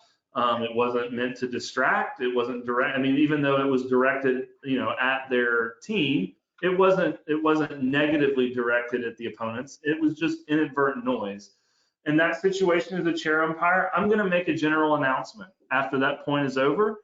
I think, and I'm going to say, ladies and gentlemen, out of respect to both players, and make it clear that this is being done out of respect to everyone involved, out of respect to, for lack of a better word, out of a quote unquote respect to the game of tennis. Please hold your applause to the end of the point. I think that's an important way to address that as a chair umpire, and make that general announcement. Sometimes that's hard because it's indoors and it is really, really loud. So sometimes you may have to get out of your chair and go to the crowd and do that if it is especially loud where you're at. But a lot of times addressing that from the chair will solve the problem. And oftentimes, even if it happens the second time, if it's inadvertent noise, that's typically not something that's ever going to get that I'm going to head to the actual spectator, harassment, spectator warning. But unless I feel like I've been observing this and they're intentionally doing it, if I feel like I've been in constant observance and they're intentionally, yelling out on the adjacent court when this guy's serving, okay, if I'm confident, 100% sure that's what's happening, then I may address it. The other thing is, when we start getting into formal spectator harassment issues, warnings given, one thing I like to tell officials, referees especially, is use your assets. Know who those assets are. At a lot of big institutions, Power 5 schools, you've always got a game day manager on site. At a lot of other sites, hey, it's just tennis players and coaches and 1, 2, 3 officials out there. Who are your assets that can help you solve this problem? And a lot of times I'll tell a coach, if I can't find or I don't have game day management people, I'll go to the home coach and I'll say, Coach, how are you going to help me solve this problem? How are we going to solve this problem together? This is what's happening. These spectators up here are doing X, Y, Z, and how are we going to solve this problem? So make the coach feel like he's being part of that solution, but also let the coach know that, hey, you're responsible for this behavior ultimately, and if it doesn't stop, then your team is going to be assessed penalties because of that. And hey, coaches, very rarely have I had a coach tell me, oh, that's your problem, you go deal with it. And if they've told me that, okay, I will go deal with it. And my way of dealing with it is meaning I'm going to be giving official warnings and point penalties, and people are going to get ejected. But if he can deal with it, a lot of times we can eliminate my part of that process where I'm actually giving official penalties. And because the coach is going to go to the crowd and say, listen, guys, this needs to change. So know who those assets are. I think if you can hopefully have them on your side, so to speak, y'all can solve that problem together, and it can be solved without having to go to the negative consequences of spectator behavior. And then obviously, if we get to the point where it has to happen, then security and police will be ultimately the last and final way to get rid of problems. Hopefully we never have to go there. I know all of us have stories of where it has happened, but hopefully by doing these initial steps and by taking care of these initial things, we can eliminate the need to ever have to get to the really, really serious negative sides of the problem. Does anybody have any questions? Or I'll stop here for a few minutes and kind of let people talk, or Dad, let you kind of offer a few thoughts in this subject. There's not any typed in questions. Did anybody? Let's see, Marcia Jones has had her hand raised for quite a while. Let me see if she still had a question. Marcia, did you still have a question? Yeah, it kind of goes back to the player on court thing. Is it okay to ask that now? Yeah, that's fine. Absolutely.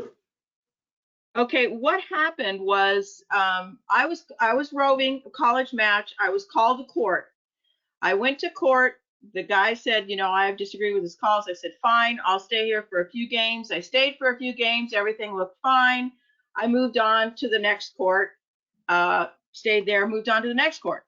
And then this same guy yelled 2 courts over, hey, ref, I told you, you need to stay on this match. Every time you leave the court, he makes a bad call. You need to get over here. What's wrong with you? So I walked back over to the court and I said to him, I said, I have 4 matches to row. I can't stay on your court the entire match. However, I will stay here for a couple more games and make sure everything's okay. Should I have, because he yelled it 2 courts over, and on top of that, the other coach looked at me like, what, you know, aren't you going to code him? What are you doing? He's yelling at you. I didn't do that. I just calmly said, I'll stay here for a couple more games, monitor the match, and then I'll move on. What was the right thing to do?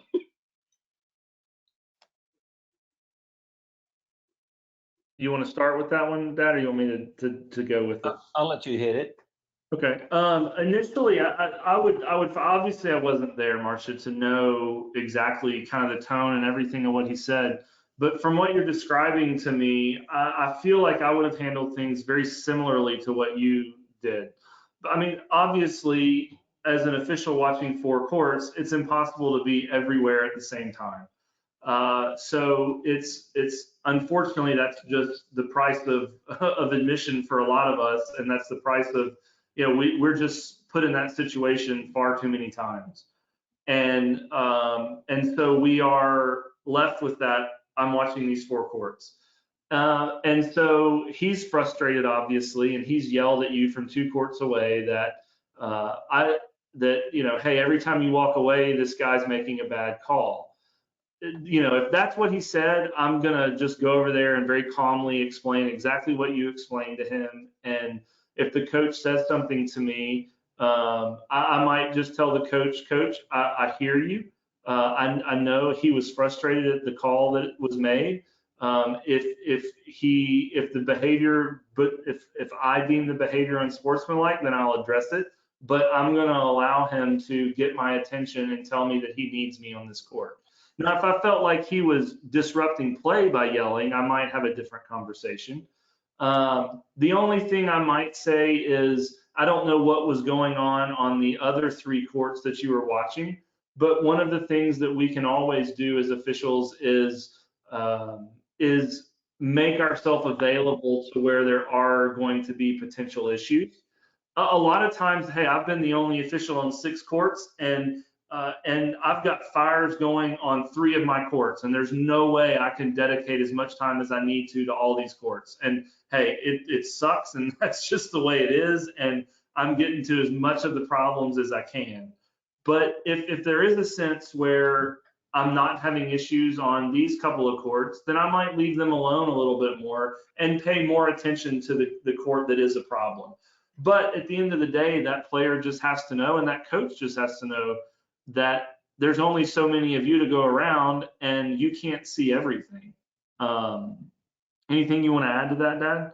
Well, a coach years ago had told me one thing that, you know, he knows, unfortunately, it doesn't sound like this coach was very reasonable, but that you can't see everything that goes on, but at least be somewhere where you can see what's happening on that court. If you can't see what's happening on court 2, you're at least watching what's going on court 1, and then you just have to use your judgment as to where you think the hottest spot's going to be, or the timing of it. Maybe court 4 is entering a tie break, and it's, you know, and it's 4-0 on court 1. Maybe the court that's entering a tie break is where you need to go dedicate your attention. But any sensible coach is going to know that you can't watch every court for every shot, and, you know, just be somewhere to at least what's going on, watch what is going on that court. And that's the best you can do. You just have to tell them that. Yeah, I think that's an excellent point. And it's the idea of kind of active roving versus passive roving. If we want to talk about that, is certainly in college dual matches, we need to be doing active roving, whereas we are on court somewhere all of the time. And I think you're right. Most reasonable coaches would agree with you there, and they're going to be, hey, he was on court 1. Now, we all know that not all coaches are reasonable all the time, and even the reasonable ones have moments when they get frustrated, as we do as officials. And so, but I really like your point also, Dad, about knowing, using your judgment as to where to be. That, hey, the matches, it's a set in 4-0. And you've got a match that's in a first set tiebreak. Hey, that might be that first set tiebreak. If there was a match that was potentially going to have a problem, that could be it. A tight call on that breaker, probably more likely than a tight call at a set in 4-0. Or if there was a tight call at a set in 4-0, that player may not get that upset because he's up a set in 4-0 and he recognizes that 1 point may not change the outcome of that match. Now, I know there's exceptions to all of these things, but we have to use judgment at times as to where we're going to be. That's an excellent point. Does that answer or help answer your question, Marcia? Yeah, there had been a couple of issues on the other courts. So what I sort of did is I wandered down a little bit farther, but I kept turning around trying to make sure that things were, you know, not getting out of hand. And of course, as soon as I turn around and look the other way, the guy goes off. So, yeah. But I agree with what you're saying. Yeah, and sometimes, hey, it's the best we can do is the best we can do. And there's one of you in 4 courts, and there's not a lot else that's going to happen there. Maybe, hopefully, if you've got another official somewhere else who's not having problems, maybe you can pull them in to help. I mean, there's lots of things we can talk about, but ultimately, we're not going to see everything all the time, especially roving. And a lot of times, that's what a lot of us are doing is roving. We don't have the luxury of schools that have budgets to hire 6 chair umpires and an off-court referee. That's just the reality of the world that we work in, and we do the best we can with what we have at our disposal. Okay, and I have one other quick question. Mm-hmm. If you are in the chair doing a college match and you have that scenario where the coach is still kind of yakety yakking at you and won't stop, but then you finally do get it stopped. Is it appropriate after the match to approach a coach to try to explain what you were doing, or should you just let it go and not approach him? That's a great question.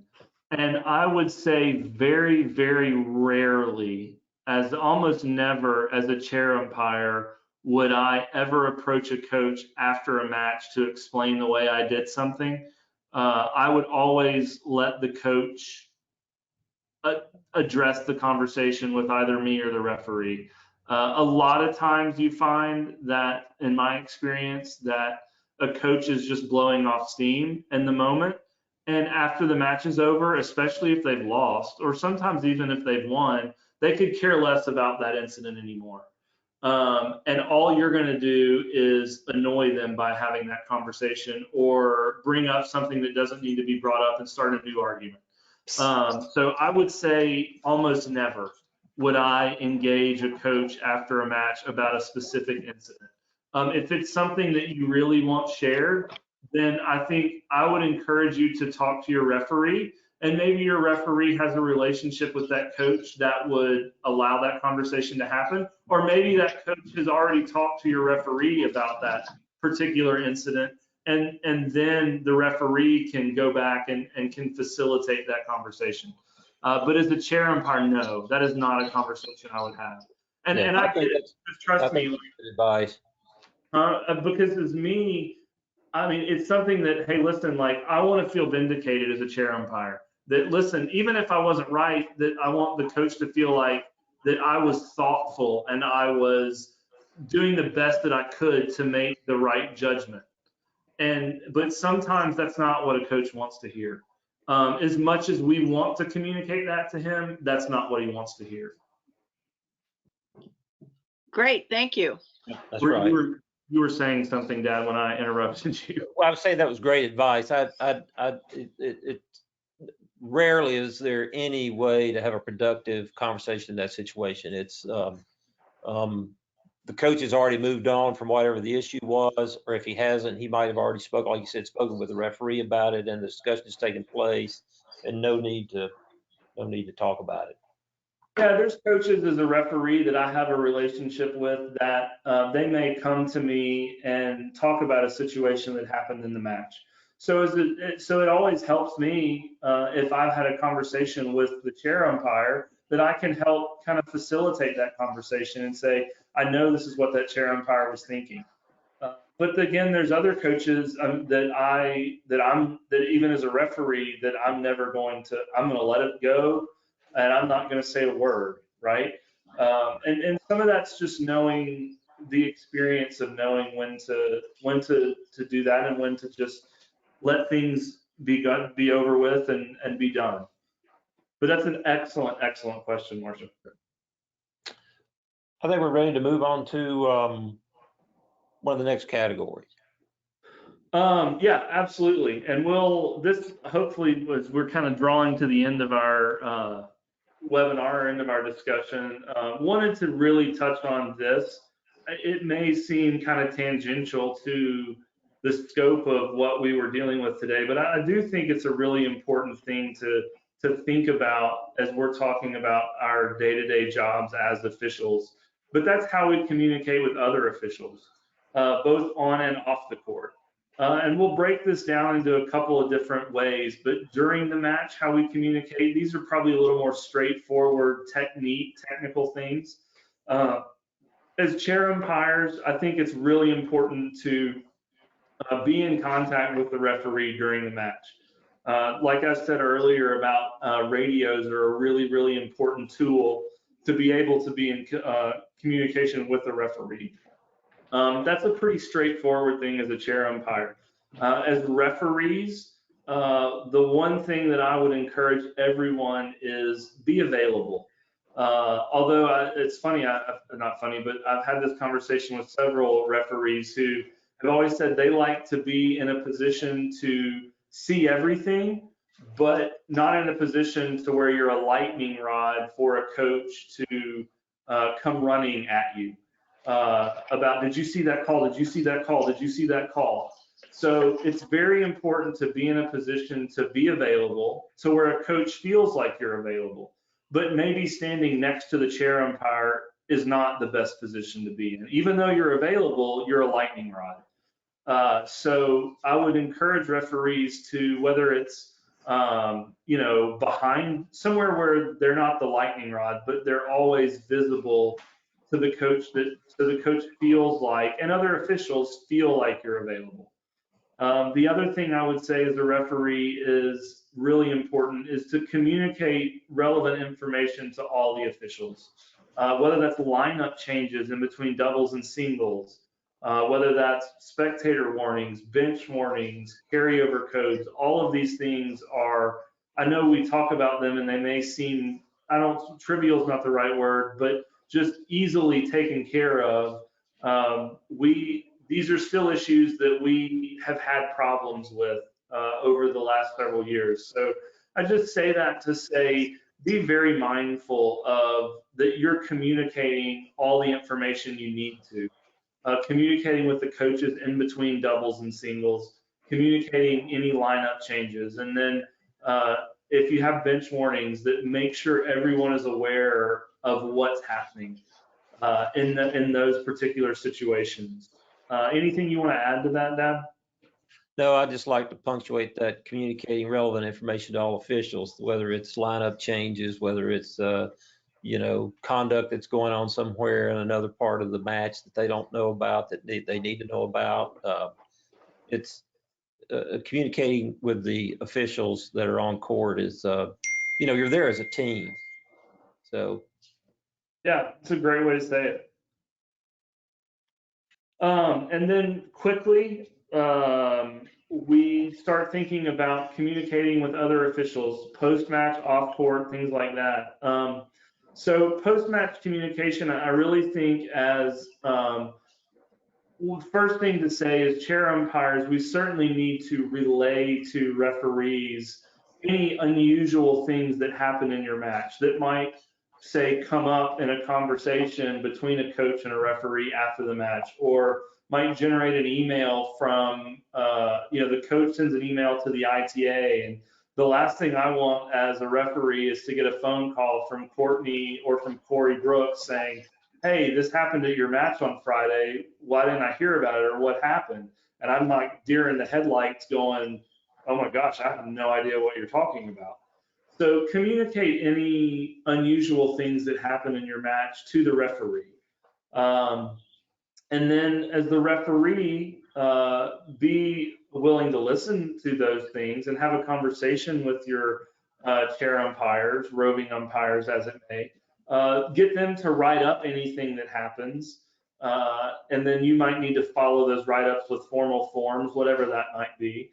But also thinking about, as we think about this conversation over the last couple hours and how we can look to improve ourselves and everything going forward, one of the really important roles as a referee, I think, is be willing to provide feedback to your officials. Be willing to, if it's sit down with the chair umpire after a match, or if the chair umpire would feel more comfortable doing it via email, that's fine. But I think there's no substitute for in-person feedback. But be willing to provide that feedback, be honest, and be positive as much as you can, and offer constructive criticism. Always certainly like to, when I start those conversations, let the official know things that they did well. Don't immediately jump into your head's in the card the whole match, and you didn't see the handshake at all. You were fiddling with your card. Things like that we constantly harp on. We'll start with positive things. I really liked the way you did this, and I really liked the way you had a handle on this. And so start feedback conversations in that way, so that the official feels like that it's not all doom and gloom. Because hey, the first few times I sat down with a quote unquote referee that I felt like was a big wig and had a lot of influence over assignments for these big national events, it's nervous. It's nerve-wracking to sit down and have your work, critiqued to that degree. So as a referee, be aware of that. and offer feedback that's constructive, and let them know where things that they need to improve on, but be constructive in that. I think that's a really, really important part of this whole process as we think of as referees. I know that's been a very big topic amongst a lot of us over the last year or two, is quote unquote building the bullpen. How are we increasing that base and increasing the talent level of the individuals and the officials that we have to bring them to where they're ready to work big national events. And that happens, a lot of that happens through feedback. A lot of that happens through these conversations that happen after the fact. So just be aware that that's a really, really important part of this process. And as referees also, if you have an official that's doing a great job in a certain area that you feel like is really, really knocking it out of the park, let one of us know about that. We like to know those people, encourage them to apply for other assignments, things of that nature. Those are things that we like to know. And certainly congratulate that official and be positive with that feedback. Just some little things I think that really make a big difference for officials as we start thinking about what life is going to look like for that official and for all of us over the next 2 to 3 to 5 to 10 years. Aside from that, I would say off-court communication with officials. One thing that's just really important to be mindful of is know your audience and your surroundings. I know we all like to talk about situations that happen in matches.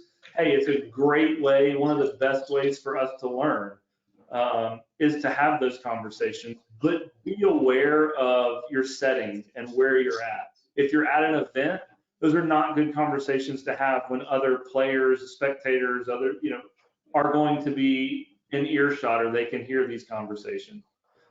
Just be mindful of that. Be a team player.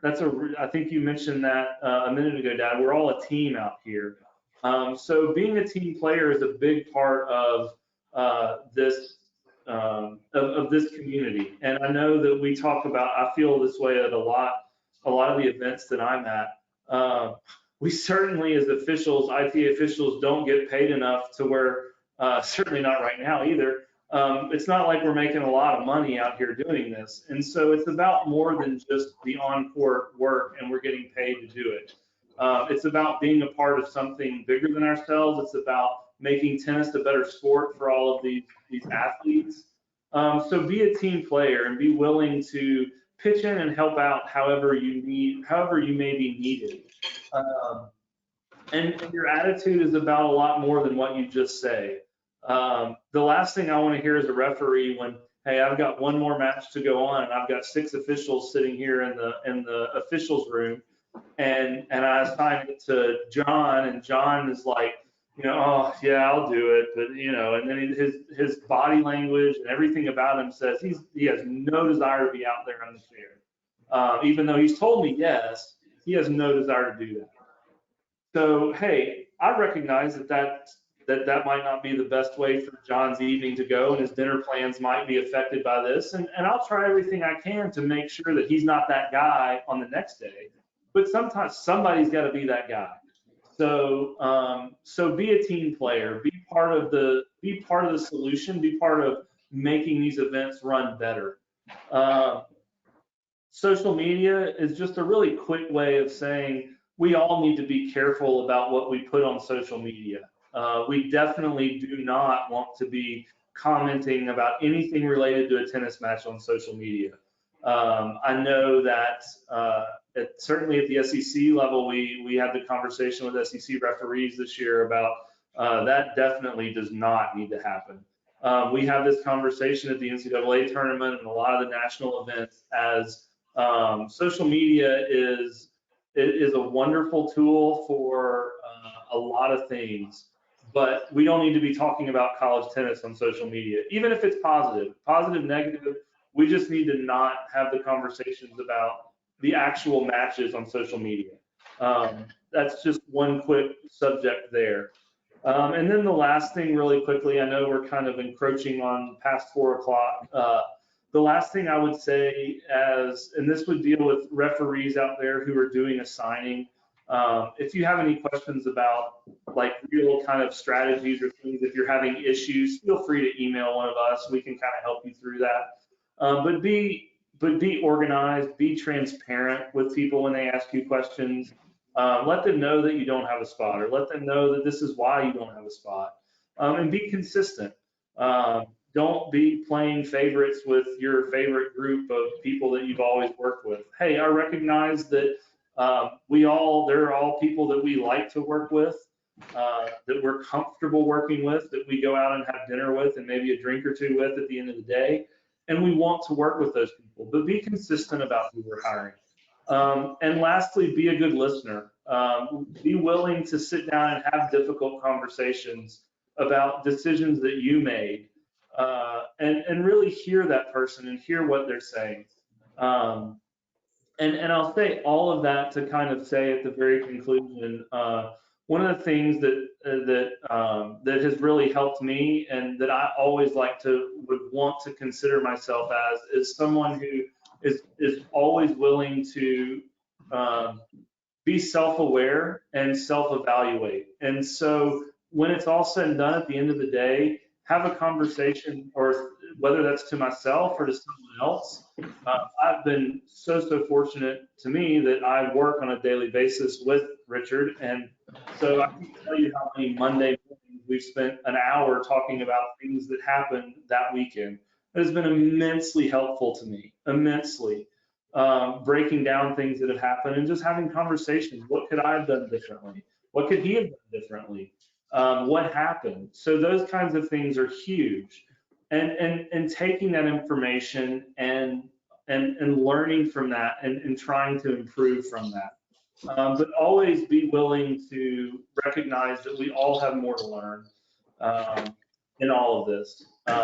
And I guess with that said, Dad, I will give you the last word. I know I've talked a lot for the last 2 hours, but I'll give you the last word, and then we'll open things up just for questions, but I'll let everybody else go. I'd just like to say, we've touched on the teamwork aspect of it. I want to thank everyone that signed on to this for what they do for college tennis. Obviously, you have a great interest in it, or you wouldn't be on here listening to us talk for 2 hours. And sometimes I think we don't appreciate some things that we have until we don't have them anymore. And right now, I think there's a big hole in a lot of us that we miss something that we don't have right now. So it's, I'd just like to reach out to everybody that's listening to this and to the other officials that we're not going to be working with in events the rest of this spring. And there was a way to communicate to them those thoughts,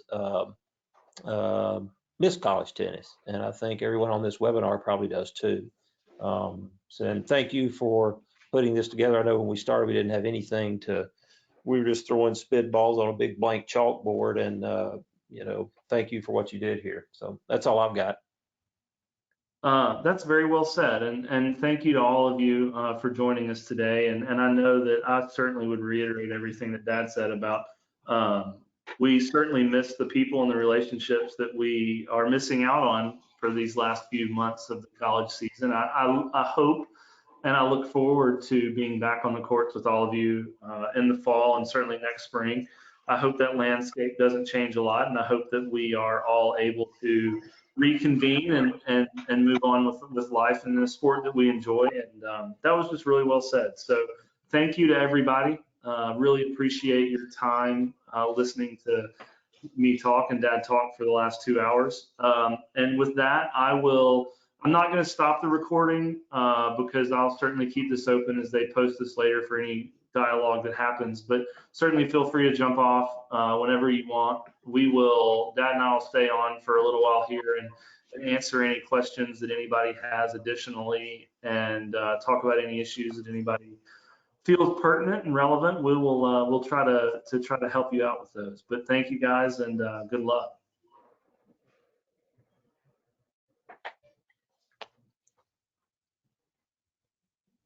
All right, Dad, is there any, I see some hands raised. Is there any questions in the question box you want to jump onto? There was, you know, the last ones, they were just a lot of people saying thanks. There was really no more questions beyond anything that we've addressed about, you know, a lot of these discussions with whether it's crowds or spectators, or coaches or players, you know, keep in mind that we need to do so with respect. And that was one topic that kept coming up. There's one or two hands raised in the box that we could unmute. Yeah, I'll start with Marcia here. It looks like she's on you, Marcia. Do you have another question, or is it just still up from last time?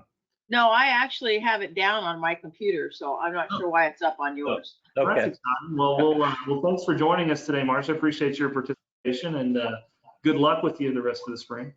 Thank you. I think it was a great thing to do for us, because I think we all need it. Good, awesome. Well, I'm glad you enjoyed it. I'll be sure to share that with Courtney as well. Marvin, looks like you had your hand raised here. Let's unmute you, Marvin. You are unmuted, Marvin. Marvin, you there? Marvin? Hello, can you? Yeah, I Oh, got you. I hear you, Marvin. Well, I had you there. Yeah. Last match on. Want to know, do I go in the chair or do I continue to stand at the net post? I was taught going in the chair puts a very different complexion on the nature of the match. So what should be best practice? That's a great question, Marvin, and you could probably poll 10 different referees, and you might get certainly would get several different answers. And I think that one thing to me that's really important to be aware of in this situation is know the setting and know the surroundings. Is it a big conference match? Is it you know, is it a dual match? Is it a fall event? I've personally probably been in the opinion that more often than not, I like getting in the chair just because that's what I'm more accustomed to doing. And I think it adds a certain sense of prominence to the match. But I certainly can sympathize with the people who feel like it changes the complexion of the match. And you've got a match where the coaches are like, hey, listen, we didn't really need you to do that, and then you made a decision that affected the outcome of the match, and so you know that has a weird feel to it. But so I think it's important to be aware of. I think it's important to be aware of your situation and to what's happening. So I can go either way, I guess I would say. I tend to lean more towards getting into the chair than not, but I certainly feel like in certain situations that it may be better off not, just because of knowing the players, knowing the coaches, knowing the setting of what's happening, that's not necessary. Does that make sense? Yes. Would it be appropriate to ask the home coach or just as the official take the initiative? I think the best thing to do in that situation is to just take the initiative and let the coach know, hey, I'm going to get in the chair here, and let both coaches know, Okay. and let them know that that's what's going to happen. If both of the coaches come back and say we'd really rather you not, then I'd say then I might be willing to let them know why that I want to do it. But if they both say no, then I'll say okay, then I'll stop, or I won't. But typically, I'm going to take the initiative there and do it. Similarly, kind of what I would akin it to is kind of the idea of a far sideline person in singles. Usually, the referee's discretion as to whether or not I'm going to say put that far sidelines person in. And there's been matches where I haven't done it, and there's been matches where I have done it. And so yeah, I like to be aware of kind of my environment to know whether or not that's something that I want to do. I've had a 3-all match where I didn't put a far sidelines person in, but I've had a 2-all match or a 2-1 match where I've had a far sidelines person and every match left on court. Just given the nature of the match. I had one at the women's indoor this year where I think the match was 2-1. I had 3 matches on court and all 3 had far sidelines people. That's unusual, but I did it. Okay. And so that's kind of what I would say, but I would lean towards taking the initiative and just making that decision on my own, and then just informing the coaches that that's what I'm going to do. When you made the decision to go for second umpire on court, far side, you go in obviously at a game change. Do you inform the inform the coaches, or you just place the people out there with the chair umpire understanding what's going on? What I'm trying to do is get some kind of codification as to how I should progress when I do that. No, that's a good question. And certainly what ties into what we've talked about all day, I think, is being as transparent and open in our communication is really important. And so I definitely let coaches know that that's what I'm going to do. I've yet to have a coach object to me putting in a far sidelines person. And a lot of times in that situation, I'm putting it in no matter what a coach says. But I certainly let the coach know, hey, coach, just to let you know at the next changeover or at the end of this next game, I'm going to put in a far sidelines person, and I'll have one out there for the rest of the match. Typically, they're very happy with that. Typically, chair umpires are very happy to have an extra set of eyes on that far sideline. So it's not a problem, but definitely I let the coaches know that that's what's going to happen. So that's a really good question, but I would just answer it to say that I definitely, as much communication as we can have about procedural things like that is always a benefit. Would you do it at the pre-match? No. Okay. I typically don't address something like that at a pre-match. I mean, I may, like when I'm meeting with a coach an hour out, as I'm going over things, depending upon what's happening, it may be something that I cover then. I'm sorry. I meant the coaches pre-match. The coaches meeting. I don't have a problem with that at the coaches meeting. Just saying something to the effect of, especially if it's a conference match, and some conferences mandate it, but some conferences don't. So just obviously know which conferences do and don't. But if it's at a conference that doesn't mandate it, it's a big conference match, I might just let a coach know when at the coaches meeting an hour out, hey, if we get to 3-all or 3-2, if it's really tight, we've had a few issues, just don't be surprised if we put in a far sidelines person, and they'll stay okay to that. It's definitely something I cover, like when I had at the national team indoors, it was something we covered at the coaches meeting of those events to let them know that, hey, that was a possibility. And everybody's pretty on board with that. At least that's been my experience the last few years. So the coaches meeting an hour out, like a pre-match, like when you're doing a coin toss, no. But No. anything you want to add to that, Richard? And as the chair umpire, if you're the chair umpire, communicate to the players as they come out of that changeover where they're going to have that far side. You might just say, players, we put a far sideline umpire out here for the remainder of the match. Yeah. Understood. Yeah, good point there. Yeah, absolutely. Copy all. Thank you. Yeah, absolutely. All right, I will mute you, Marvin. Let's see, any other hands up? No, I don't think we got any other hands. So thank you guys, everybody, for joining us. I really do appreciate you taking time out of your day to be here. And I really appreciate everything all you guys and girls, ladies do for all of us. And I look forward to seeing all of you soon. Thanks so much, and goodbye.